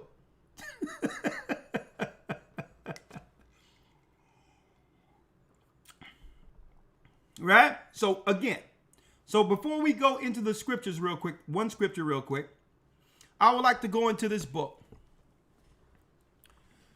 where it talks about the gods and goddesses that the Roman Catholic Church hides real quick. It says they are medieval between, let me see. Yeah. And a matter of fact, for those who don't know, apostasy, they are medieval. Yeah. Again, understand this. And we're not saying Esau cannot be saved. Let me make it clear. See, but when we say Esau can be saved, he's in the same boat as all Gentiles. We don't separate Esau from Gentiles. They're still Gentiles. They're not Israelites. So when we say Esau can be saved, it's not because some stuff loving white people, okay? Mm-hmm. We put them in the same boat as all Gentiles who believe in Christ. All Gentiles, if they follow Christ, will be there when Christ returns. For those who believe in him, will be there to what? To serve us, led through Christ, in the kingdom. Now, when it comes to the force part of things, Christ is not going to have to force people to do anything. Okay? Either you serve or die. That's not a force. That's a choice. That's a choice. Okay? That's not him, hey, why don't you follow me? No, it's a choice. There's no force. It's a choice. You serve or die. Like, for instance, right now, our people have been serving Esau. We're still living. We still have choices. We still deal with I would say, the benefits of life. But Esau is just in charge. Esau's in charge. So when people try to claim, oh, no, they just love white people. Folks, don't get caught into the satanic gaslighting. Okay? And the ad hominems. Because they'll frame it that way so that other people out there will think that this is what the Gathering of Christ Church teaches. So they'll focus on the white man. Nah. All nations. Because we're not obsessed with the white man like that. Okay? We're not obsessed with the white man like that at all. Now, people, when you make the white man and hating the white man your full doctrine, everything is seen through the white man. Okay? So when we talk about Esau, we're speaking of him according to prophecy. And we're speaking of him as one of many Gentiles. So yes, Esau, the Edomites who turn to Christ, can be saved. Now, they will not have equal power in the kingdom with Israelites. That's utterly ridiculous. The elder shall serve the younger. See how simple that is? The elder shall serve the younger. See? Now, let's read this real quick, if you will, Elder, for the sake of time. Mm-hmm. All right. It says, they are mediators between heaven and earth. To them especially prayers are addressed, and through their intercession all benefits are obtained. Although the word of God expressly declares that as there is only one God, so is there only one mediator between God and man. Papists have added other mediators without number. He's talking about the Catholic Church. Papists have added other mediators without number. Speaking of the Christian church, the Catholic Church. Read. who have usurped the place of God's only begotten Son. Read. Thus in pagan idolatry, unblushingly engrafted by Rome upon the Christian church. The papists indeed try to shift from themselves the odium of the charge of idolatry. He says they try to hide the fact that they are idolaters and nothing never changed since their worships in Rome. With Diana. Nothing ever changed, folks. The only thing changed was what? The programming us into the false Christian doctrine to accept the same deities they have been worshiping since Rome. They never, folks, it was never a time that the Romans stopped worshiping those gods and goddesses. It's their Christian indoctrination which actually got us on board with it. Read. The papists indeed try to shift from themselves the odium of the charge of idolatry. Thank you, Tyra. Read. By subtle distinctions about supreme and relative worship, about the kind of worship due to God and that due to their canonized mediators. But in order to prove that their church has in this respect utterly apostatized from the faith of the gospel, we have no need to puzzle ourselves with their superfine and quibbling distinctions. We have not the least occasion to inquire whether the worship they bestow upon the saints is dulia or latria. Whatever it be, it is manifest that they give the same honor to these saints. They give the same honor to these saints. Read. As the heathen did to their demons. As the heathen did to their demons. Folks, the saints in the Catholic Church aren't the saints by name like they're claiming. They use Peter's name. They use John's name and all of this. But the saints they worship was the same old demons they were worshiping in secret under the religion Mithraism, the secret religion. But how do they sell it to us? They'll tell us we're burning candles to saints that we can relate to out of the Bible. But really, these people worship demons, folks. That's why yesterday I called the Queen Mother of Heaven, or not Mary, but the person they're using with the Mary mask on, a demoness. The harlot mother. That's the spirit that has, folks, it has infested the world spiritually. This is a fact, read. Which is substantially admitted by themselves and by those who are recognized as authorities among them.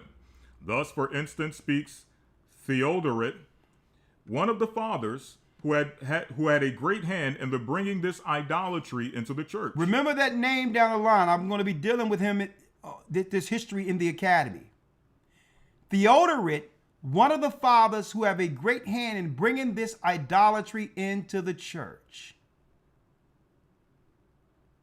Okay, this was after our fall, folks. They began to what? You got it. Uphold the idolatry right up under our nose without us realizing, and they began to teach ideologies. They started, that's why when you go to Sunday school, the first thing they teach you is what? The child in the manger and the virgin mother. So as you grow, you believe Christ's power and miracles are connected to him being birthed without a father. Straight satanic indoctrination. They use it as at an early age. The martyrs, read. The martyrs have blotted out the minds of men, says he, addressing the pagans. Addressing the pagans, read. The memory of those who are called gods. For our Lord have brought his dead into the place of your gods, whom he have utterly abolished, and have given their honors to the martyrs. For instead of the festivals of Jupiter and Bacchus, it used to be called in Rome the festivals of Jupiter and Bacchus. What did they switch that to? Are now celebrated the festivals of Peter and Paul and Thomas and the other martyrs. Look at this. The same time in our current time where they do festivals of Peter, Paul, and Thomas and the martyrs of saints, they're really doing it on the same days as the worships to Jupiter and Bacchus without telling the world's population. So the Romans never put down their pagan gods. They just deceived us into worshiping them. See that? The inscriptions on many of the Roman Catholic churches testify the very same thing. For instance, at Rome on the spot where there anciently stood a temple to Mars. A temple to Mars, what Paul went against. The temple of Mars we read of in Acts.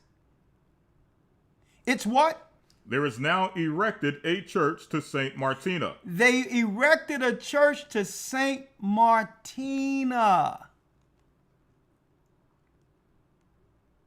So when Christians go there, they'll think it's connected to someone spiritual who hold the doctrine handed down from the disciples, and it's going right back to the pagan worshipers and worshiping that the disciples defied.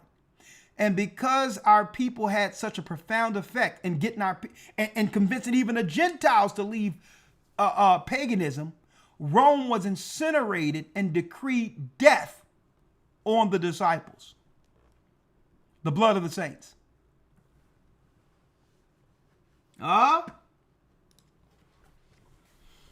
Hope y'all seeing this here, because this is the perfect setting now for us to go to Revelation 17. The table had been set now. Right? Let's now go, Elder Lawya, to Revelation 17, and we're going to show you how their secret weapon is a spirit of a woman. That's the secret weapon since the beginning, and it has been their control over the population since Babylon. You get the women on board and make it where the women aren't participating with the men unless they follow suit, which automatically gives the authority to the woman, where she becomes the shot caller for the family traditions. See? She becomes the shot caller now, because in order for the man to be in favor with the wife, he must follow the traditions that have been instilled and handed down from her mother to her. See how it works? And it becomes systematic. Now, some people may ask, well, what's wrong with that? Well, that same authority spiritually to bring people together for tradition and all that, well, the government can now use it politically. You trust in all the good things that comes with those gatherings, and now, without separating the two, you trust what's coming from her. So the only thing the government have to do is say, hey, there's a drug everyone have to take or everyone is going to die. And then she'll what? She will press the whole family to get on board through that authority. See? Automatically, anything they need to bring forth politically as a form of controlling the man, they can do it through the woman's power that she gained religiously under the spirit, through the spirit of the Queen Mother of Heaven. She's a trusted figure, a loving figure. And through that, anything the government wants to push, it's automatically done. Or she won't participate. Either you get down with what she's saying, or she will become a terror. She's the authority. She knows what's right for her home. So they took that same religious authority and say, you know what? We can put everything on this conveyor belt. She's the mouthpiece. She dictates what goes on with the home. And guess what? It's nothing wrong with that authority if she's dealing in the spirit of a helpmeet. If she's dealing in the spirit of a virtuous wife. There's nothing wrong with that. If the right traditions and laws, if she's pushing those things in the home, then it's good. But if she's under the spirit of the queen harlot, with the traditions of this world, hey, men don't stand a chance. I said it early when I went to Jeremiah and showed that it was the women getting together without the men. It was the women getting together. And now you look in our current society within today, currently, it's the women getting together without the men. Again, showing that spirit have taken center stage and no one could identify it. It's a mystery. It's a spirit that's tying all these women together. We're going to talk about it. Yeah. Right? Let's go here real quick. Revelation 17, let's read it. Revelation 17:1. And there came one of the 7 angels which had the 7 vials, and talked with me, saying, Come hither. I will show unto thee the judgment of the great whore that sitteth upon many waters. I will show you the judgment of the great whore that sitteth on many waters, folks.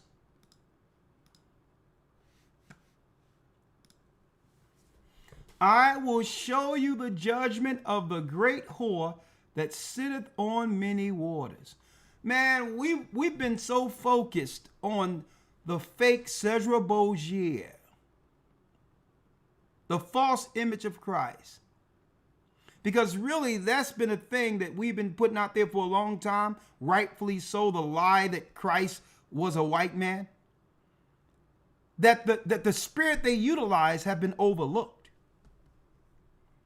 It's Mary, or not Mary, it's Diana.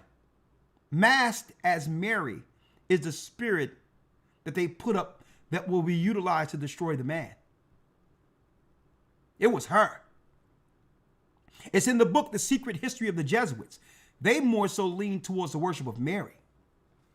But we know it's not Mary. Because through this spirit, it allowed Esau to consolidate control.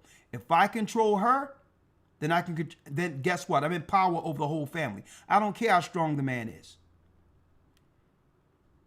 I don't care. If I can instill this spirit in the home of any believer, we can indirectly control, they can indirectly control that house through the Jesuit spells, through the Vatican's craft.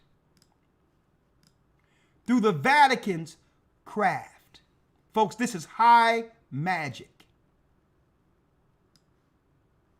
This is high magic. They deal with high magic. If they can only get the Queen Mother of Heaven and have all of the women celebrating her indirectly, her spirit now. This spirit now controls the house. She don't even know she's being controlled.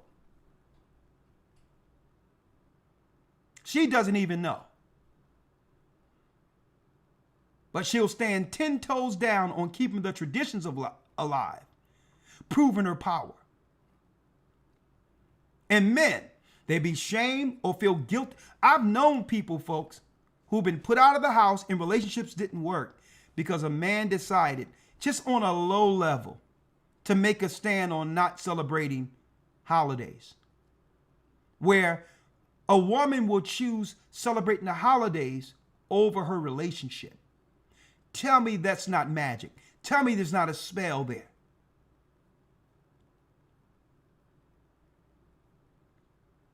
Tell me there's not a spell there. I need y'all to think about it. I hear over and over, hey, and a woman should want this.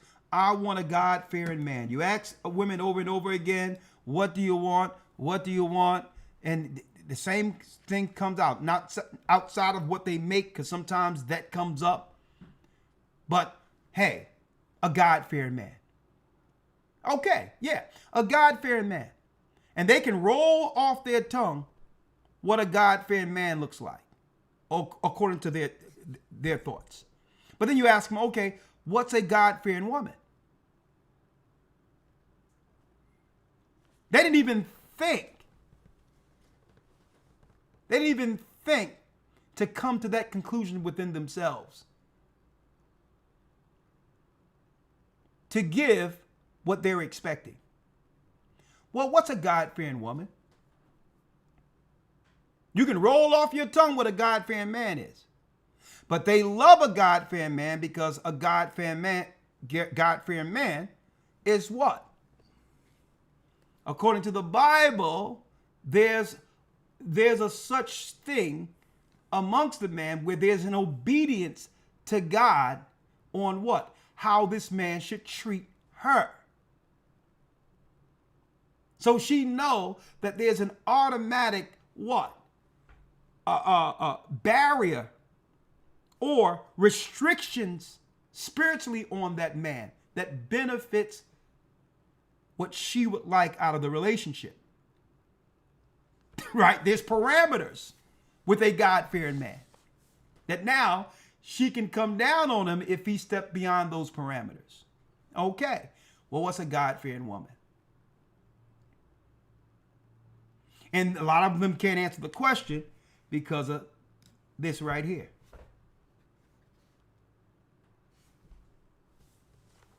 Why am I going here? A God-fearing woman is under obedience to a man. She's a helpmeet to a man. And that means if a man says, listen, we're not celebrating Christmas no more. She's not, there will be no pushback. Yes, honey. Yes, my dear. You said it. I'm a helpmeet. I'm behind you as a God-fearing woman. No Christmas. Okay, no Easter either. No pagan holidays. No Sunday worship. That's a God-fearing woman. He's going to look at him and say, okay. All right. Huh? Oh, yeah, by the way, I'm putting some restrictions in place, which means you follow my lead and all those girlfriends out there that you have that you know isn't right. I'm going to show you how to interact with them without compromising what we have. And if they step over the line or you step over the line, guess what? You're going to have to make a choice between them and me. Okay? Because you say you want a God-fearing man. You say you want a leader. Well, a leader set parameters. See what I'm dropping here? Now, but here it is.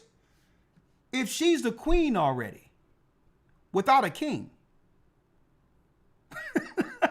she's the God. She's the mother of God. What can you tell her?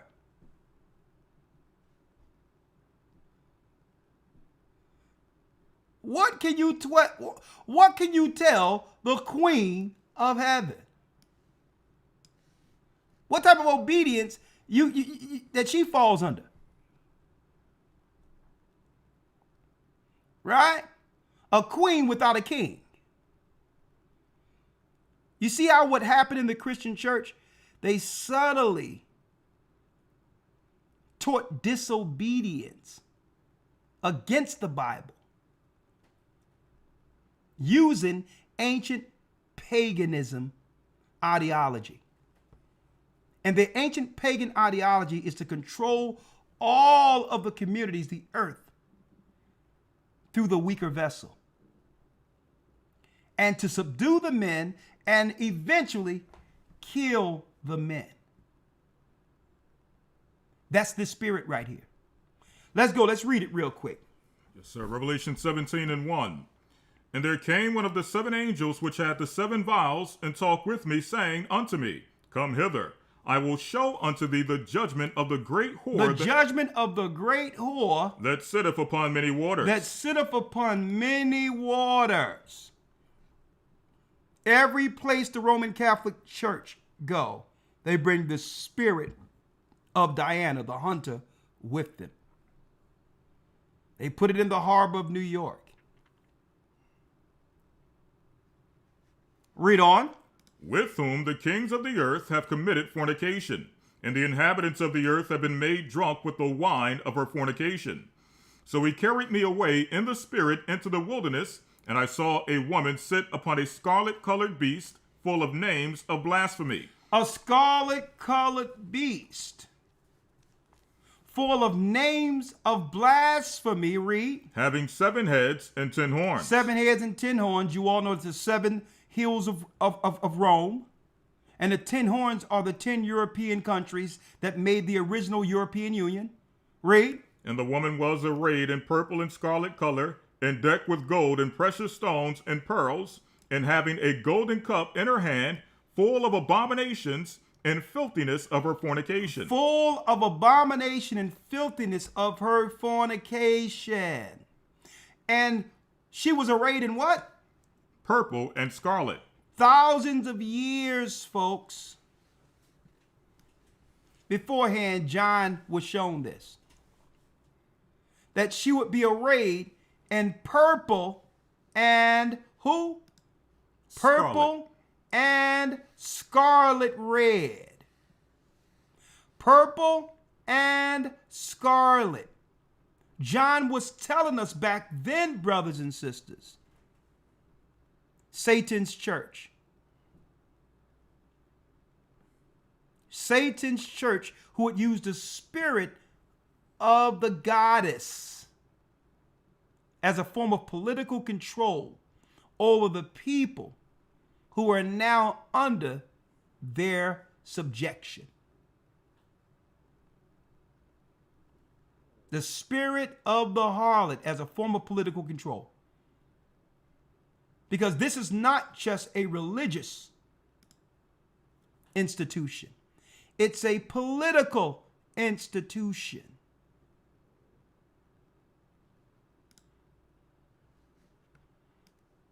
To control the whole world through a craft. Using who? You got it. The spirit of the goddess. The goddess of the hunt. The goddess of the hunt. So how can a woman hunt a man within that ideology? She have to use her wiles. We're going to show you this. She have to use her strength, being naturally weaker than men. But she's a hunter. That's your spirit of whom they lied and called Mary in our current time within the Christian churches. So you wonder why all the churches are filled with women and there's no men there? Folks, it was the church of Bacchus like that during the time of Rome. That was their plan the whole time.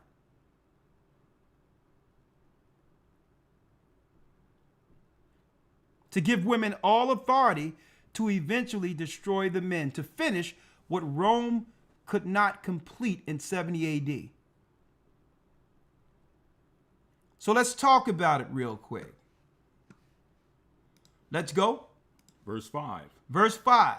And upon her forehead was a name written, Mystery Babylon the Great, the mother of harlots and abominations of the earth. The mystery of Babylon the Great, the mother of harlots. Little did we know that there would be an ideology behind this whore that operates even outside the Christian paradigm.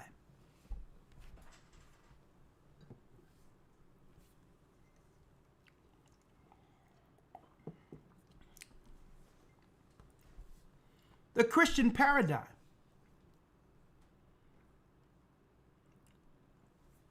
So it doesn't matter what a woman's belief system is, whether she's religious, non-religious, but something will, a spirit will bring them together, united, all the same, regardless of their religious persuasion. Why? They're teaching us in some of these universities and all these different scenarios that it's their core united vitriol against men. But is it deeper than that? Is it deeper than that? What's uniting these women who don't have the same religion, same persuasion, but yet they find themselves together with women? What's uniting them? It's a spirit. It's a spirit. And guess what? The spirit is not just to destroy the man. It's not just to destroy the man. Because when there's no men, there'll be no protectors left for women. It's to destroy us all. But they have to get what? They have to get the physical threat out of the way first. And they cannot do that. If they were to oppose the black man frontal and unite us together, that's a war they know they would lose. They'd rather have us fragmented as a people, as men, and pick us off one at a time through the medical system or through that system, or through a system that turns one against another. Because they know what would happen if you united Israelite men together throughout the earth. That's a war they can't win. So they said, you know what? We're going to destroy them through the spirit of the queen. That has been their secret weapon, folks. And it's embedded within all of society, not just the religious sector. It's a spirit that unite all women and make them all of one common mind against man without them even realizing it. And how do you know it's a spirit? You would have women who don't even feel that way about men, but still will find themselves in circles with women that does. That's how you know it's a spirit.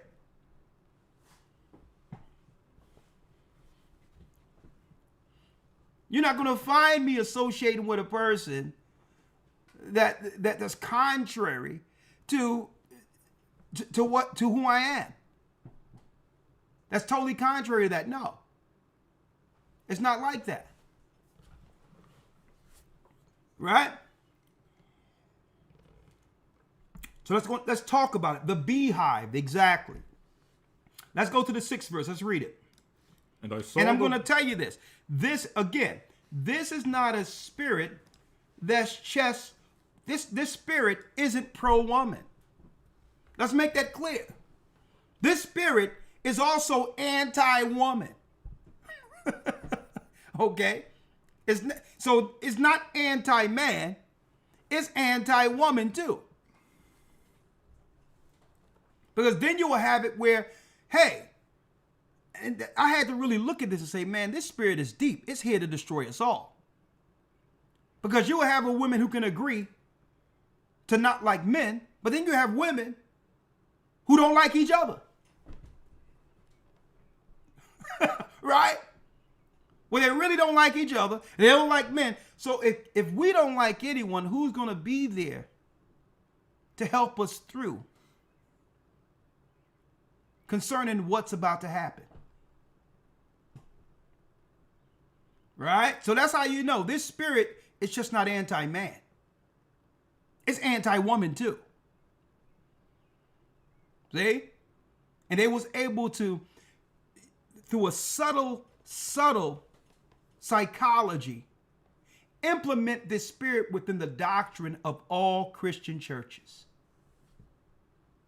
Where the spirit of Jezebel is intertwined within the spirit of the church they set up.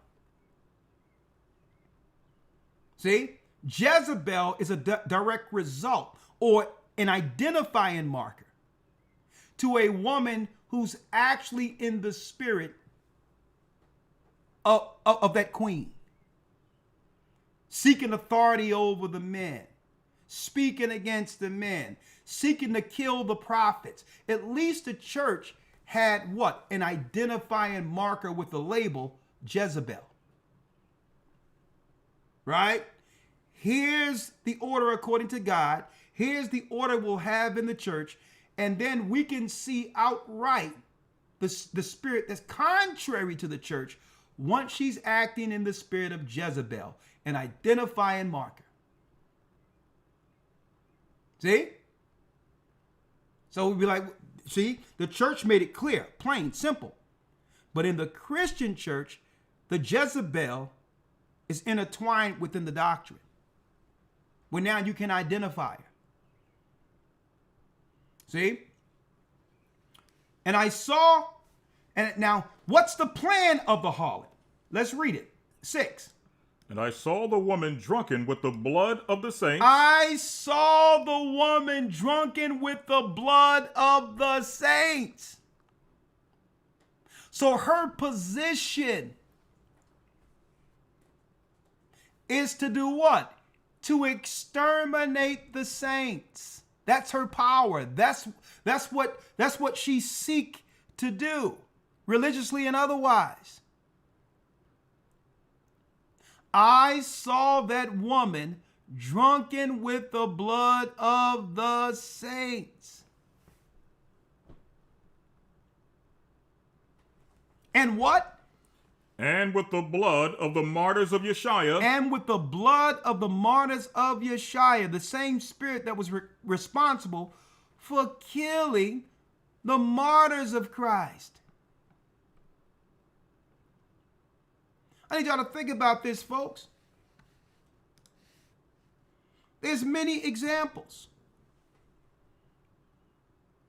A party with the king and all that down in the New Testament, and John the Baptist in prison, and here it is. Oh yeah, honey, anything you want for the night for your blessed day. What would you like?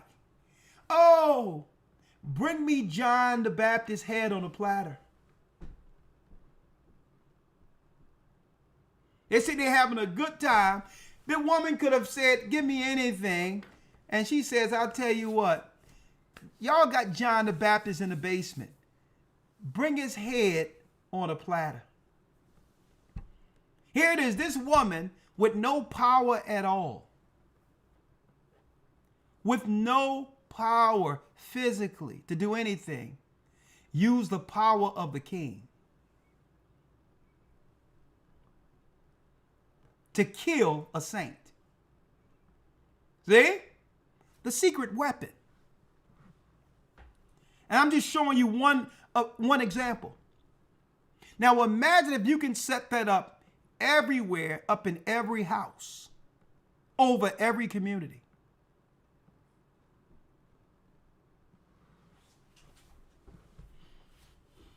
Huh? A lot of people don't know that's how John the Baptist died. It's because a woman said, hey, give me his head on a plate. That's power. She don't have to be the king. But she can will the power of the king, though. And hence the reason why the queen is the most deadly piece on the board of chess.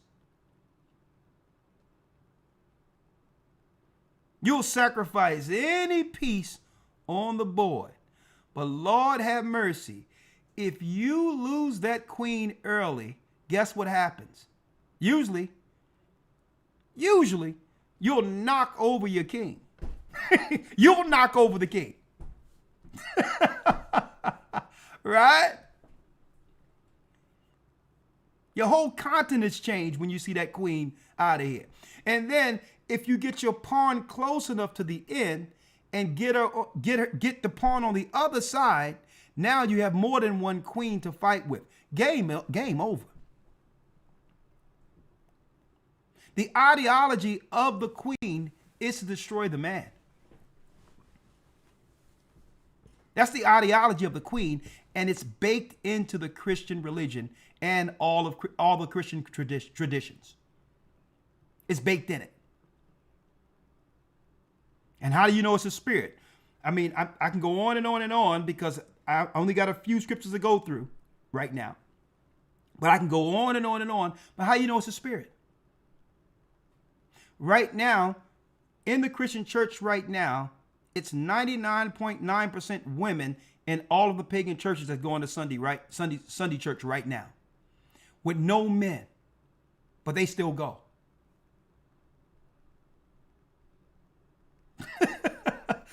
They're still there. They're still there, not realizing if a church doesn't have men, the authority of God no longer reigns over that congregation.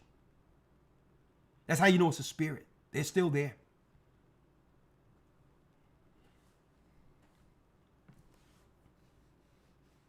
Let's read it.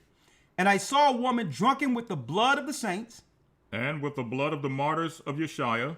And when I saw her, I wondered with great admiration. I wondered with great admiration. I admired her. This woman. Folks, it's an ideology. Hold it and go to Revelations 12, and then I got to get one more to show you the nature .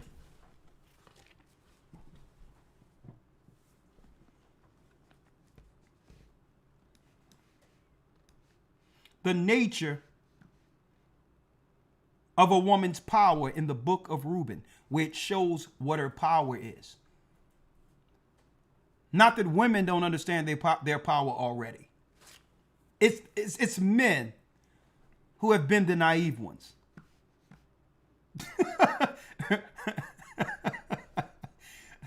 Let's get Revelations 12.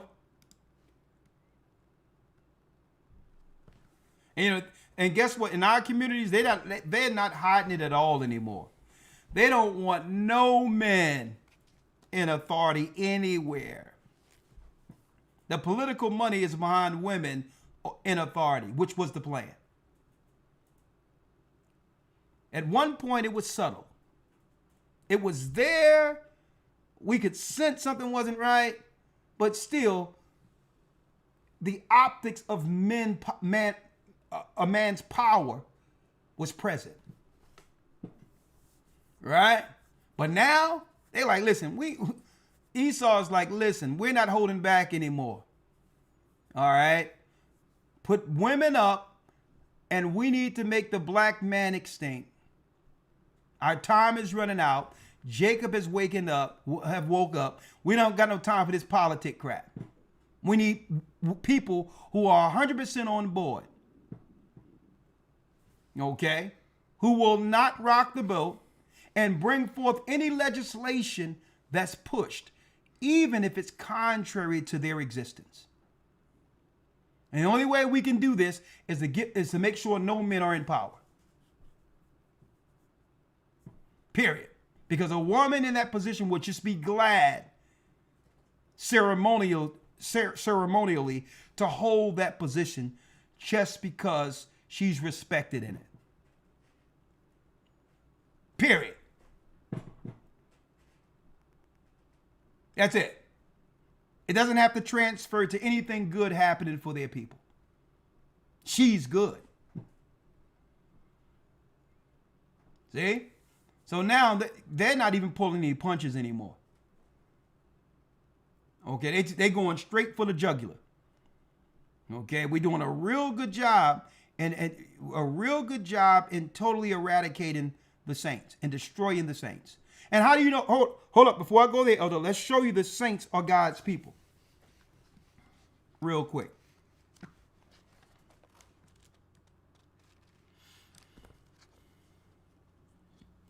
Where it says, gather my saints together.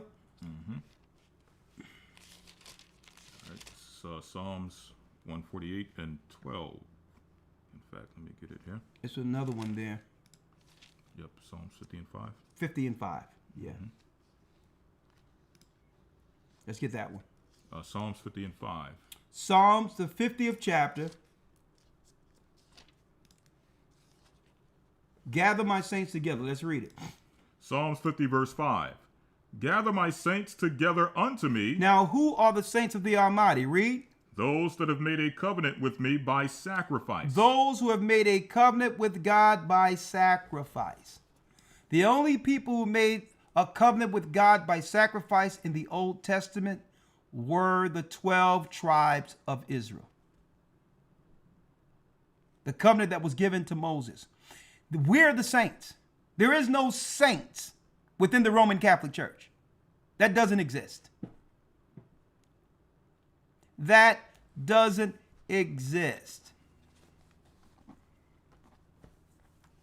So when it talks about the spiritual reverence of the queen, folks, it's an ideology. It's an indoctrination that they utilize, and they give this spirit to the woman as a form of control over the population. Because indirectly, she's being utilized without knowing it.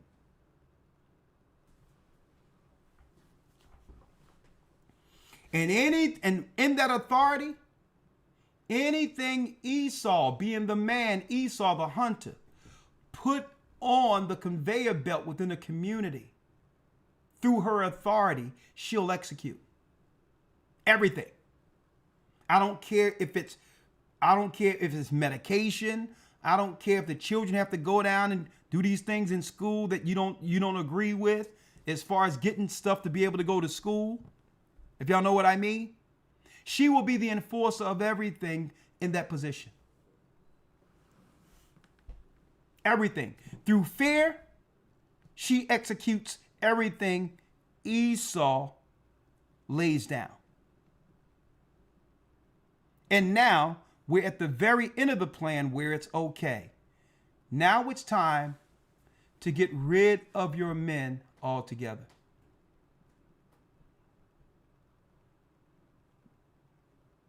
That's the plan now. But it started a long time ago. Let's go to Revelations 12. Revelations 12.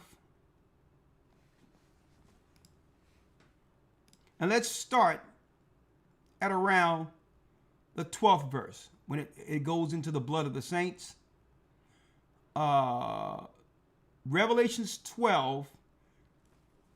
And let's start at 12. Therefore, rejoice, ye heavens. Yes, sir. Revelation 12 and 12. Therefore, rejoice, ye heavens, and ye that dwell in them. Woe to the inhabitants of the earth and of the sea, for the devil is come down unto you, having great wrath, because he knoweth that he hath but a short time. Read. And when the dragon saw that he was cast unto the earth, he persecuted the woman which brought forth the man-child. He persecuted the woman that brought forth the man-child. After Christ's death, the Roman Empire turned their sights on our people. The people who brought forth Jesus Christ. Yeshua is his name. Yeshua Mashiach. See that? So they couldn't kill Christ. Christ resurrected and he was up there on the throne. It was over. The first begotten from the dead, right before everyone. Glorified. So what they thought they killed, they actually unleashed even more power. What they thought they killed was able now to go throughout the earth and now resides in his people. Christ's spirit. See? So they said, we're going to kill the woman who brought forth the man-child. That's their plan, folks. And it never ended. We need to destroy the people who brought forth that Savior. So they set up institutions, churches, and hospitals all around the earth. Why? So that they can get the genetics. So when an opportunity to exterminate our people, every place they've colonized is given, they'll be able to strike once and get rid of all of us at once, based on them understanding the genetic codes. They understand every strand of genetics for each tribe. But they needed to now what? Use the science to now get all of us dependent on the institutions that they can utilize for biowarfare. To accomplish what they couldn't do back then. To finish it. So these hospitals and all of this, folks, it's all about the genetics and identifying the one threat. If there's one male child with God's genetics in him of the 12 tribes, the elder, which is Esau, is going to serve what comes from him. See? And this is why the target is predominantly the man child. You even have a thing online right now where the women are celebrating, saying that they will delete the child if they find out that they're having a boy. There's conversation all online where there's a whole, I don't understand how they're allowed to do this. Where these women get together, they get pregnant and say, if it's a boy, we're in agreements that we get rid of the child. Right? So, folks, this is how bad it has become. And when the dragon saw that he was cast into the earth, he persecuted the woman which brought forth the man child, because the seed of a nation comes through the man. Read. And to the woman were given 2 wings of a great eagle, that she might fly into the wilderness, into her place, where she is nourished for a time and times and a half a time from the face of the serpent. From the what? From the face of the serpent. From the face of the serpent. Folks, you can't make this up. You cannot make this up. The ideology. The face of the serpent. Scarlet and purple. And then I showed this before years ago. I mean, not too long ago. The auditorium for the Catholic Church. That we were running from the face of the serpent. They're not even hiding this anymore. The auditorium room at the Vatican, where one of Satan's seats are at, is shaped like what? It's shaped, they designed it to look like a serpent. And then behind it, they got like some type of example of the tree of good and evil into hell in the midst of it between its fangs. They're not even hiding it no more. From the face of the serpent. Soon after he became a pope, Paul VI ordered the building of a new architectural structure. The Paul VI Audience Hall of Nervi Hall, pictured above, to host the papal general audiences, commissioned in 1963 and inaugurated in 1971. Was designed by Italian architect Pierluigi Nervi. So it would be this serpent led by the Roman Catholic Church that would push the ideology of the harlot, the woman, in an effort to destroy the saints who are left in the end days to defy them. Right? Now let's show you some of the wiles of, since the woman isn't physical, let's show some of her weapons real quick. Right? And of course, just like there's a remnant of men that are chosen amongst the saints to finish this, there is also a remnant of women. And I have to put that out there because why? Think about it, folks. When someone speaks about men in particular, I don't take it personal. If I know that that man and what that man is doing doesn't apply to who I am, it has no weight. It have no weight at all.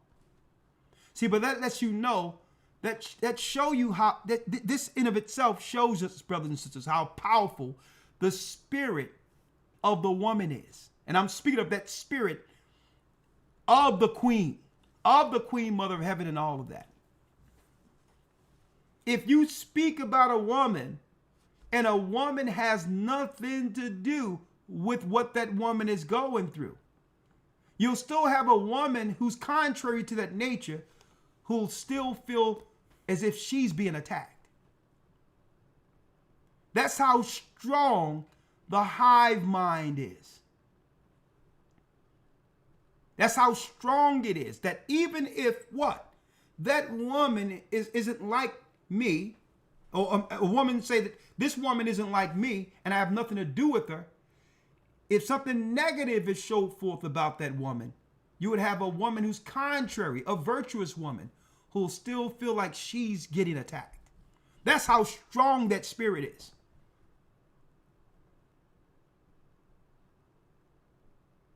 I don't care what people say about men, okay, out there that has no relationship to me, when it ain't me, right? That's his business. But that's how strong that spirit is. And guess what? And a lot of it isn't women's fault. They are raised to think like that. That if one is getting attacked, we're all being attacked. They're raised to think like that. When really, those sentiments should be towards her family. Those sentiments should be towards those she know. And or the helpmeet she would become for that man. All of that should be for the protection of her family. Not for some people who's undermining her virtue. Right?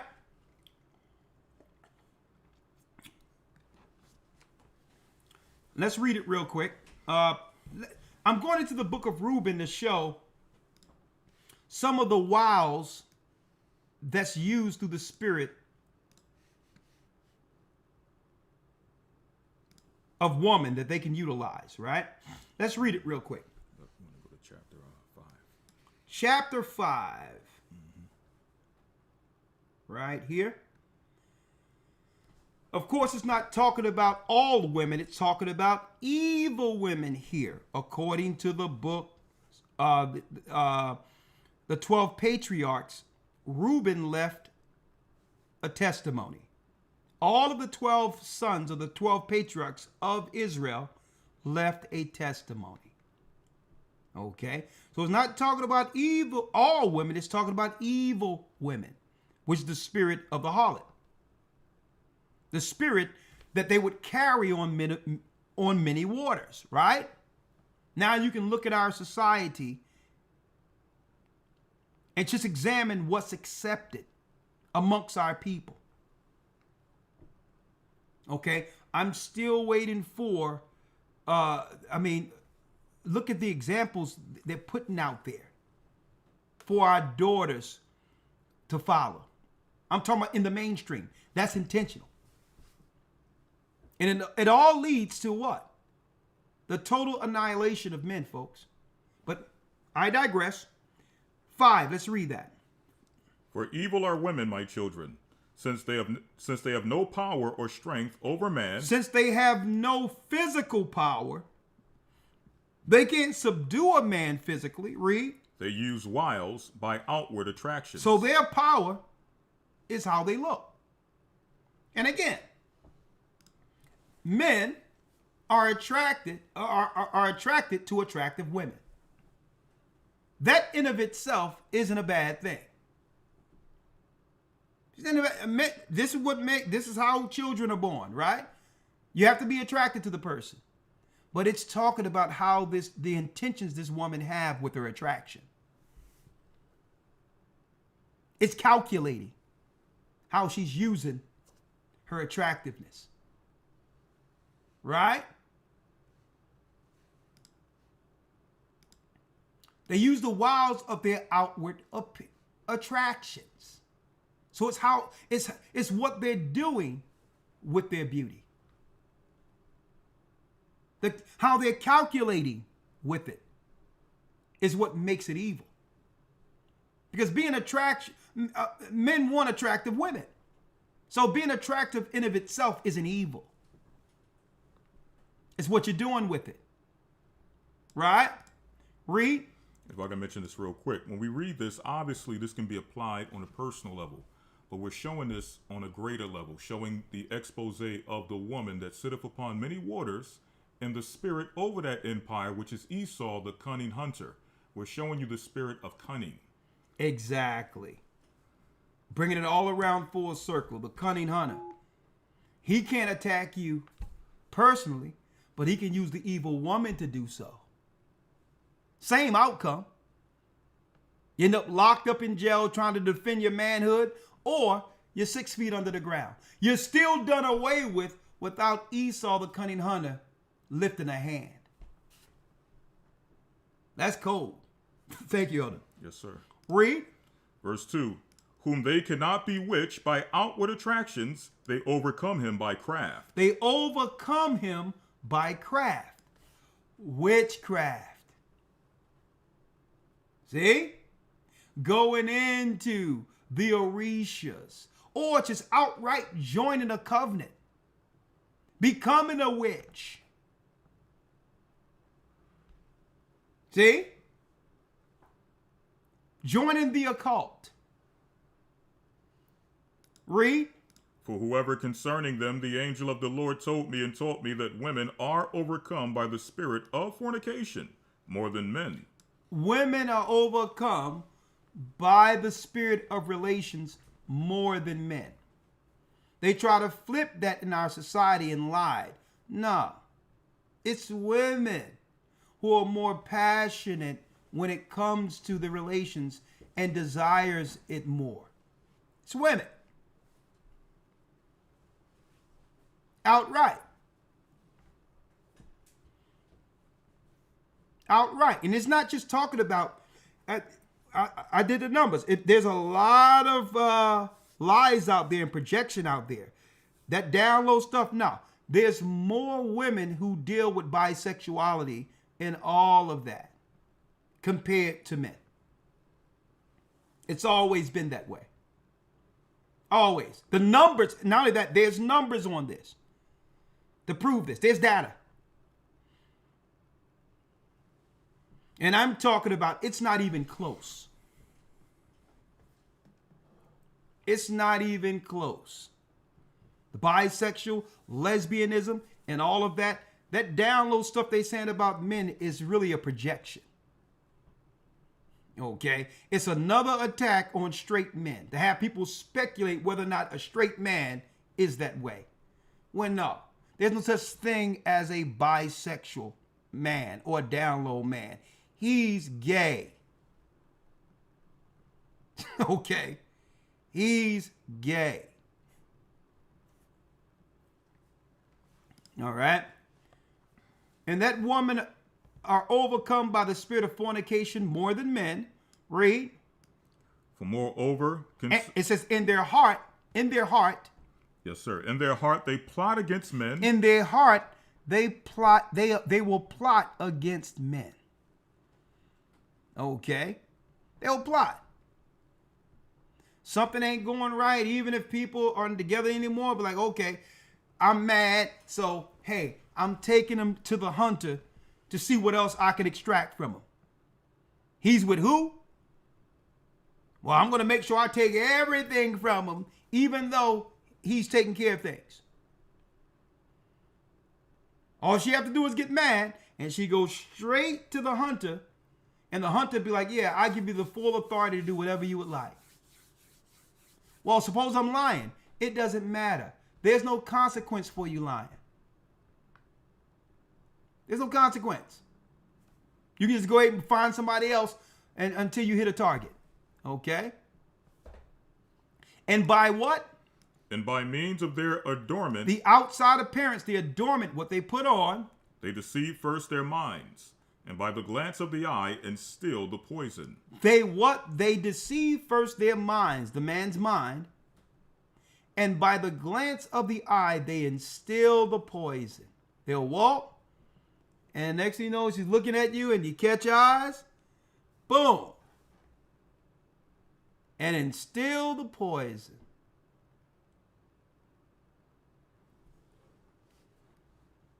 And then by the glance of the eye, instill the poison, and then through the accomplished act, they take them captive. And through the accomplished act, they take them captive. Read, for a woman cannot force a man. For a woman cannot force a man openly, but by a harlot's bearing she beguiles him. By a harlot's bearing she beguiles them. Mother of harlots. Where you would have a complete system that pumps out women, that pumps out girls, in direct result of the spirit they have actually cast throughout the earth. They would pump out the women that mimics the harlot who sits on many waters, the demoness. And cannot force a man openly, but by a harlot's bearing, she tricks him, beguiles him.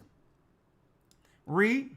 Flee therefore fornication, my children, and command your wives and your daughters. Command your wives and your daughters, read. That they adorn not their heads and faces to deceive the mind. Remind the girls not to put on things that will now deceive the mind of men.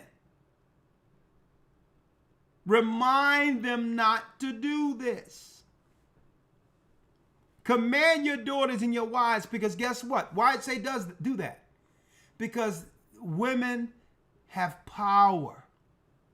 And their power can either help me and build, or it can derail a whole entire plan men had for life.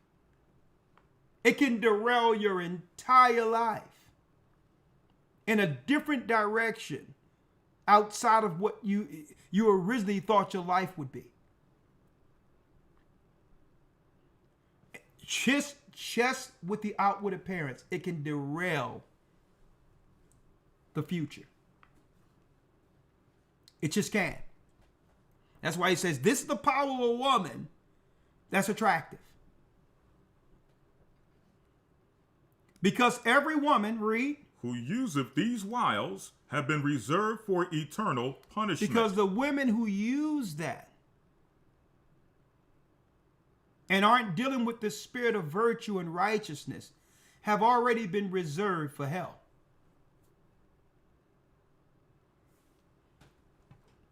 See?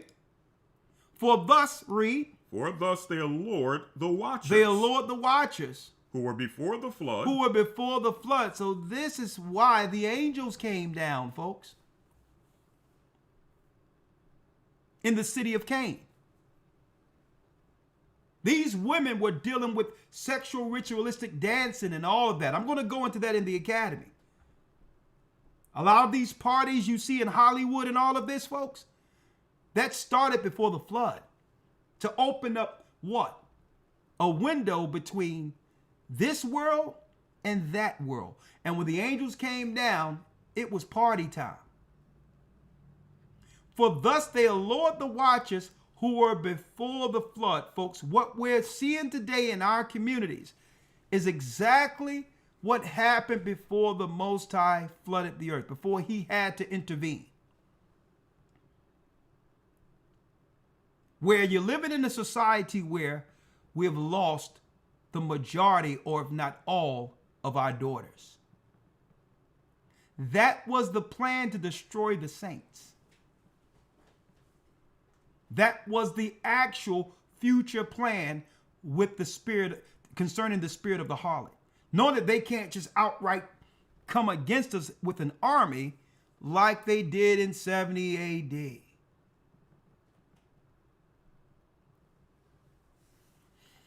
For thus they allured the watchers who were before the flood, read. For as these continually beheld them, they lusted after them, and they conceived the act in their mind. They started talking amongst each other. Azazel, Simjaza. Simjaza like, man, I'm going down there. Right? There's a party. And they were like, man, we ain't dealing with all this, man. Listen, no. And he says, listen, but hey, I'll tell you what. If we all agree to do it together, if we all going to go down together and we agree together in mutual implication, then, hey, okay. So it wasn't a thing where they just went down initially. The conversation is in the book of Enoch where one thought about it first, and then they all started thinking about it. And then they said, okay, let's agree to do it together then. 200 of them came down.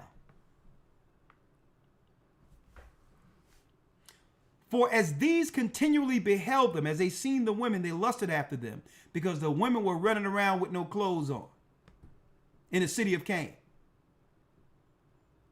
And they conceived the act in their mind. They already had it figured out what they wanted to do with the women. For read. For they changed themselves into the shape of men and appeared to them when they were with their husbands. And appeared to them when they were with their husbands. They came, folks, in the shape of men. That's where they get the concept shapeshifters from. These are angels that happened before the flood. Read. This is Testament of Reuben I'm reading. Read. Mm-hmm. And this explains as well how angels are able to cohabit with flesh, with women. A lot of people say they're angels. They can't do that. Exactly. Well, they came as men. That's a lie to claim that angels can't sleep with women. All of the secret gods the Catholic Church worships come from this type of setting. Gods dealing with women. Bringing forth what? Nephilim or hybrid beings. All the gods they worship in mythology connects directly to this. So they'll lie in the Christian church. Hey, no angels can come down and angels can't have babies.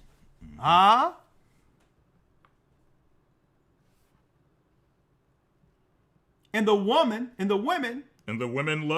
lusting in their minds after their forms, gave birth to giants, for the watchers appeared to them as reaching unto heaven. As reaching unto heaven. Okay, so that's from the pseudepigrapha testimonies of who? The 12 patriarchs. They left testimonies too.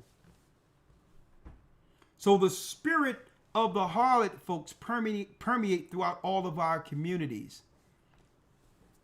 And it first started with the authority given to women within the Catholic Church.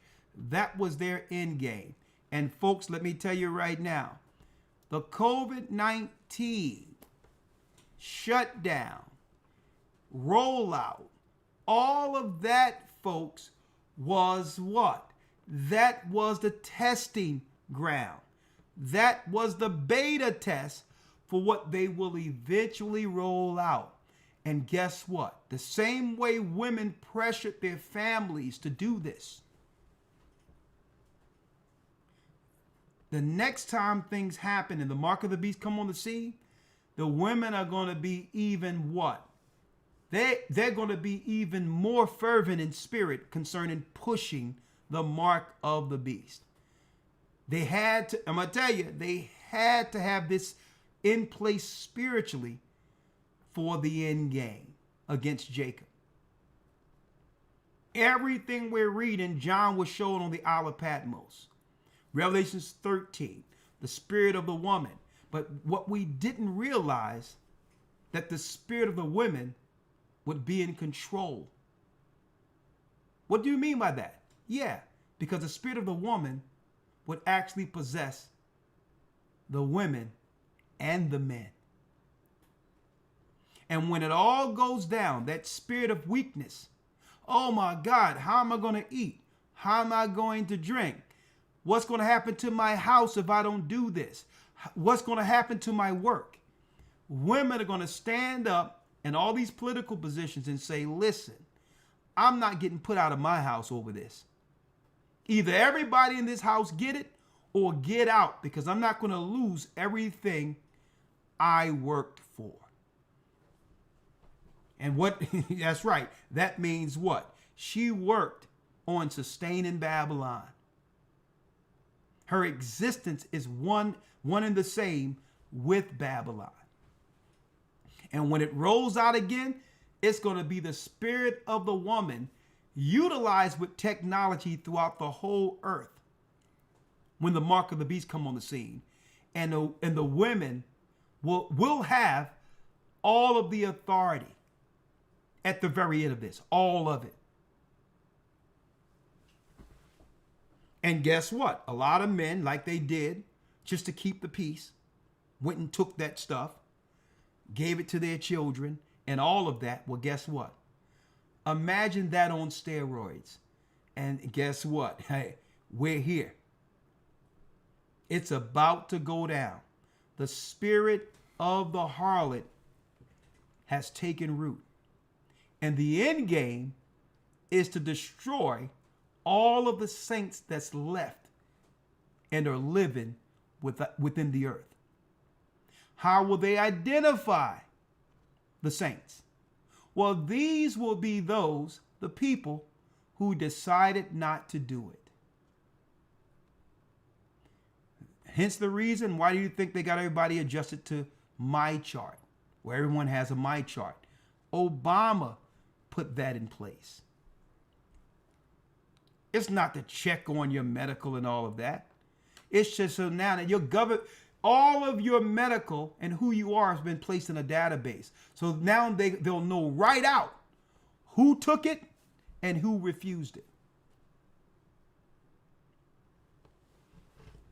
And those who refuse it is going to be put in one database. And that's when what? That's when it's game on. Only the righteous will survive. That's right. The attack from the harlot. And folks, this is why you're here. Gathering of Christ Church. We were born for this moment. We were born for this moment. All the prophecies concerning what's happening in the earth, to be able to quantify them geopolitically and put it into perspective on how to live through what's happening. Folks, through the Spirit of the Almighty, I thank the Most High for a platform to convey what the Most High has given us through the Holy Spirit. Stay here. Stay rooted in. And above all, pray in the name of Ahia, Bahashem, Yeshaya, Rawchaa. That concludes our lesson. All of the support that you have given us, I cannot thank you enough, brothers and sisters, for all you do to support the work. We thank you from the bottom of our hearts, the continued support that you have given us through the ups and downs and everything we've gone through since the beginning of this ministry. Without your prayers and all of that, I don't know where we would be. Okay? I'm going to tell you right that your continued support, we love you. And guess what? When it comes to this battle, we'll be on the front line before you. We will stand on the front line. Okay? And I can't wait to that front line next week. The baptism. South Carolina. All right? So, brothers and sisters, I'm going to see you all there. Support the work. Hebrew and Bible Academy. Sign up as soon as possible. historytimes.org. We have a new app, a new platform. Come test it out with us and tell us what you think. All right?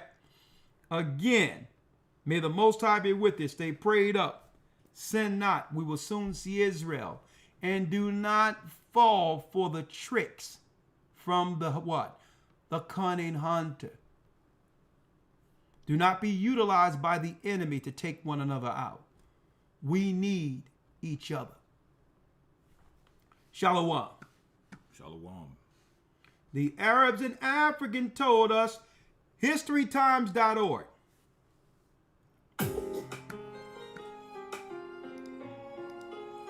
Week 12 tomorrow. Last class.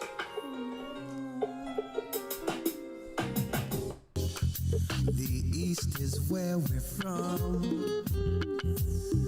The 12 tribes of Israel. In 721 BC, the Assyrian king, he took us down, we fell. With a great escape we went through the Euphrates. The Lord held the water still. To a land where no mankind dwelt, we went. The 12 tribes of Israel. That's who we be, Manasseh, the Cubans, Ephraim, from Puerto Rico, and Valley from the Isles of Hawaii. The Lord is calling back Israel. Zebulon, from Panama, Gad, the North American Indians, Simeon, the Dominicans, the highest gathering Israel. The Arabs and Africans told us, at gunpoint, together our wives and children then sold us. In the belly of these great ships we traveled in fear. By the rivers of Babylon we found our brothers here. Together us in Colombia, Reuben from Australia, Issachar, the Mexicans, a highest gathering Israel, Judah, the Negroes, Benjamin, the West Indians, Levi, the Haitians, a highest gathering Israel.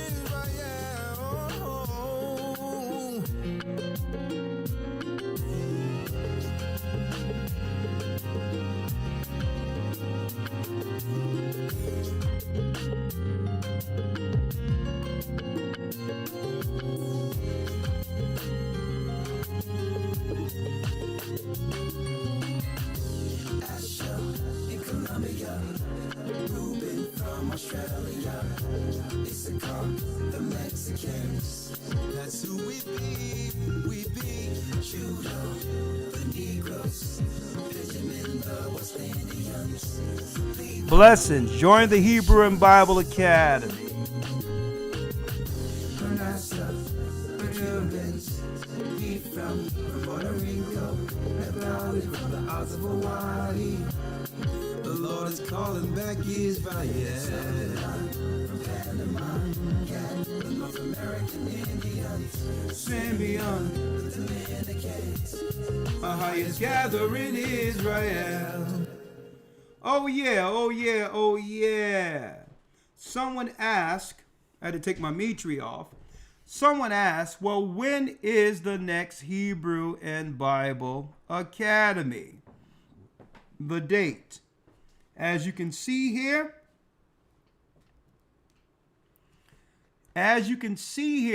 July 5th.